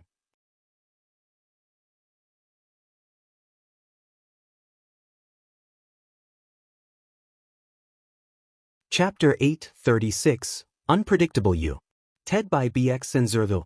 Some acronym. Qiao Xian's heart raced with concern. It was understandable that Ms. Nio might feel anxious after the previous incident. However, her current behavior seemed excessive. Qiao Xian worried that Ms. Zhang could suffer mentally from such treatment. Although Ms. Zhang had been described as narrow-minded, dumb, and extreme, her potential actions remained unpredictable. Considering that Ms. Nio had agreed to take Ms. Zhang in, it was inappropriate to treat her this way. However, Ms. Nio was not enthusiastic about accepting Ms. Zhang in the first place. It was Shao Erlang who insisted, and Ms. Nio herself was not known for being open-minded. The situation was becoming increasingly chaotic, and the future appeared uncertain to all involved. Qiao Xian confided in Ms. Fang, seeking her opinion on the matter. Ms. Fang furrowed her brows and spoke abruptly, "Your second aunt-in-law is also causing trouble with her foolishness. If she chose to take her in, she should let go of the past and be more open-minded. What's the point otherwise?" Qiao Xian expressed concern that another incident might occur, especially for the sake of the 2 young children involved. They were innocent and deserved better. In light of this, Qiao Xian pondered whether it was necessary to warn Ms. Nio after all, and shared these thoughts with Ms. Fang. Ms. Qiao's face brightened with a smile upon hearing Ms. Fang's words. "Mom, you're so understanding. You can have a conversation with second aunt-in-law, but ultimately, it's up to her whether she wants to accept it." "Exactly. I can only provide the warning, but I can't force her to listen. Their family affairs are not my concern." Soon, Ms. Fang approached Ms. Nio to discuss the matter. However, Ms. Nio dismissed every word Ms. Fang said, even going so far as to label her as nosy and relishing in her supposed misery. Treating Ms. Zhang better was out of the question for Ms. Nio. She believed that Ms. Fang's intentions were to ensure they didn't lead a good life. Ms. Fang grew increasingly frustrated by this response. She vented her frustrations at home, only ceasing when Qiao Xian and Yang Xiaoni tried to console her. The warning had been given but not accepted. Nevertheless, they no longer felt guilty about not passing on the message. They would be cautious to avoid becoming entangled in their misfortune. The first section of the family had a good relationship with Ms. Yen. So when Ms. Yen came to visit, Yang Xiaoni discreetly offered her some reminders to be prepared. However, there was no need to inform others about this. Ms. Yen was taken aback by the revelation. Ms. Yen also recognized that her mother-in-law's behavior was excessive. She had not anticipated the potential mental distress that Ms.Zhang might experience or the possibility of her engaging in further unpredictable actions. Nevertheless, the warning served as a reminder and left her feeling uneasy. Ms. Yen nodded in agreement and assured Qiao Xian that she was aware of the situation. Admittedly, Ms. Zhang had a peculiar temperament, and under the treatment she received from Ms. Niu, she could potentially cause trouble once again. Ms. Yen, however, wanted to avoid getting entangled in the situation. She questioned why she had to be involved in the first place. Subsequently, people's attention began to shift away from Ms. Zhang as a significant event unfolded in the village. A military recruitment order had been issued for Shaoding village. The Ding family and the Shao family were each required to send one person to join the army. Panic spread throughout the village as families with less than 2 sons became anxious. The realization that joining the army meant potential suffering and the risk of being killed in battle made everyone desperate to prevent their sons from being drafted. The only exceptions were families too impoverished to support their child or those who harbored dislike towards their own offspring.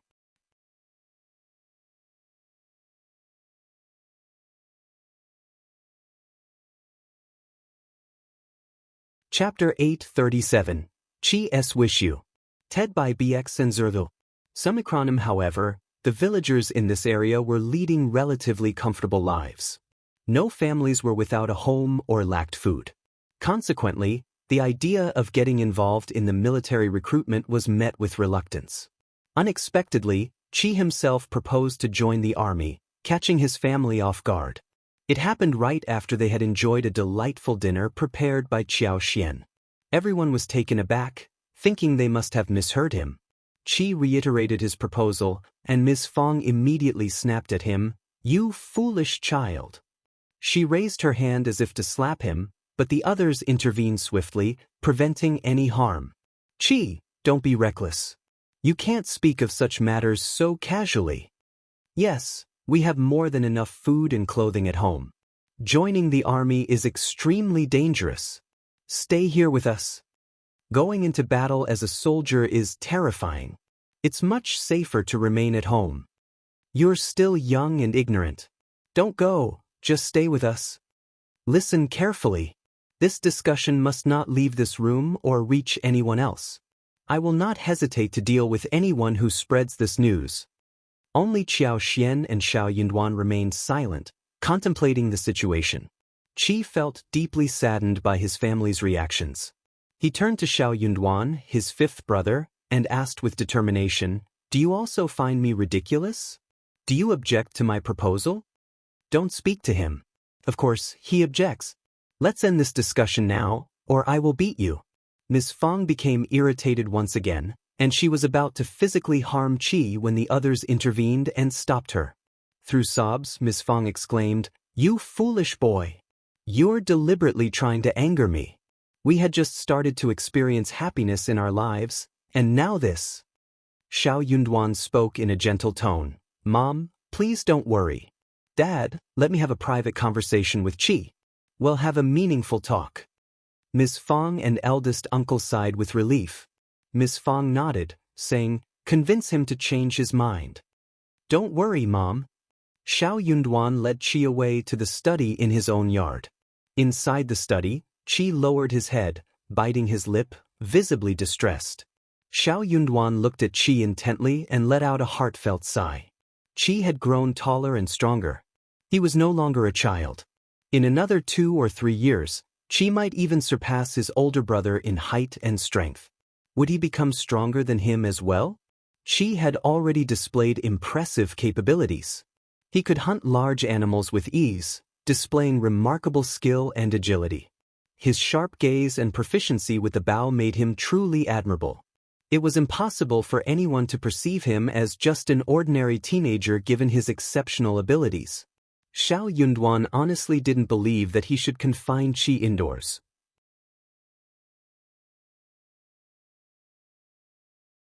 Qi, not as eloquent as his fifth brother, scratched his head and turned to Shao Yunduan. Fifth brother, I can take care of myself. Please let me join the army. Shao Yunduan asked, Are you certain about this? Qi nodded vigorously, his determination evident. Yes. I really want to join the army. You understand that joining the army is not a trivial matter. Once you're enlisted, there's no turning back. Deserters are beheaded. When you're in the camp, you'll start as a low-ranking soldier, enduring the harshest living and eating conditions, worse than what our family has experienced in the past. If you have a harsh commander, your life will become even more miserable.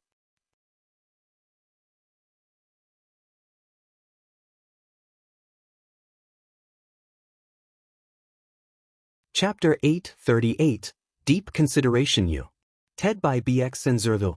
Sinakram, daily training will be grueling, and in times of war, soldiers like you will be on the front lines. There's a real risk of losing your life or being used as bait. Aren't you afraid of that? Shao Yunduan questioned. Even if I become an officer as an advanced scholar, from a recommended man, I may not be able to help you. Besides, the army doesn't consider where you're from. Your fate will depend solely on your own actions once you're there. Are you still determined to join the army? Shao Xiaoqi was taken aback, but his hesitation only lasted for a moment before he nodded. Fifth brother, I'm not afraid. I want to join the army. I feel the need to do something meaningful with my life, or I'll regret it in the future. With you and fifth sister-in-law at home, I won't fear anything or have anything to be afraid of. That's enough for me. Shao Yunduan chuckled. You're just a kid. What do you understand about the things adults talk about? Don't worry about our family. Shao Xiaoqi smiled sheepishly. Don't answer me so hastily. Take some rest and think it over. The recruitment process won't be completed so quickly. The deadline is still a few days away. Take a couple of days to ponder on it and let me know then. Shao Zioki's eyes brightened. He added, Fifth brother, L. No more words for now. Pretend I haven't heard anything. Go and contemplate. Don't make any impulsive decisions. Qi, this is your life, and one won't interfere. But you must take responsibility for your choices and think through them thoroughly. Remember, you have loving parents and siblings who genuinely care about you. Tears welled up in Shao Zioki's eyes as he nodded. Shao Xiaoqi quietly retreated to his own room to avoid his mother's scolding. Shao Yunduan contemplated something else in the study before gathering his thoughts and heading to his parents. Ms. Fong anxiously inquired, Did you stop him? Where is he? Don't worry, Mom. Shao Yunduan reassured her with a smile. Elle explained everything to him and gave him 2 more days to think it over. Mom and Dad, let's not keep nagging about this. Let's wait and see. Ms. Fong declared, One will never agree to this. He's not going anywhere. I will keep him confined to a room until the recruitment period passes. I will definitely put a stop to it. Qiao Xian remained silent, observing the conversation. Shao Sanlang rubbed his hands together and enthusiastically agreed, stating it was a brilliant idea. They should indeed do that. Shao Yunduan sighed helplessly. Qi is a grown man, not an object to be controlled. It wouldn't be fair to confine him. Elle don't care. I am his mother and am doing this for his own good. Ms. Fong retorted. However, she cast a skeptical glance at Shao Yunduan. Duan, tell me, did you agree with his decision? Shao Sanlang chimed in, Mom, of course not. Fifth brother would never be so unreliable. Shao Dalong nodded in agreement. Absolutely, fifth brother is always level-headed. Qiao Xian pondered for a moment, then winked at Shao Yunduan with a smile. Shao Yunduan rubbed his nose and cleared his throat. Regardless, Mom, don't worry. Qi will do just fine. Ms. Fong sighed and muttered, I still can't shake off this uneasy feeling in my heart. You're tuning in to the Wang Lin's Journey YouTube channel. Don't forget to subscribe and join us on this journey to catch the most captivating stories.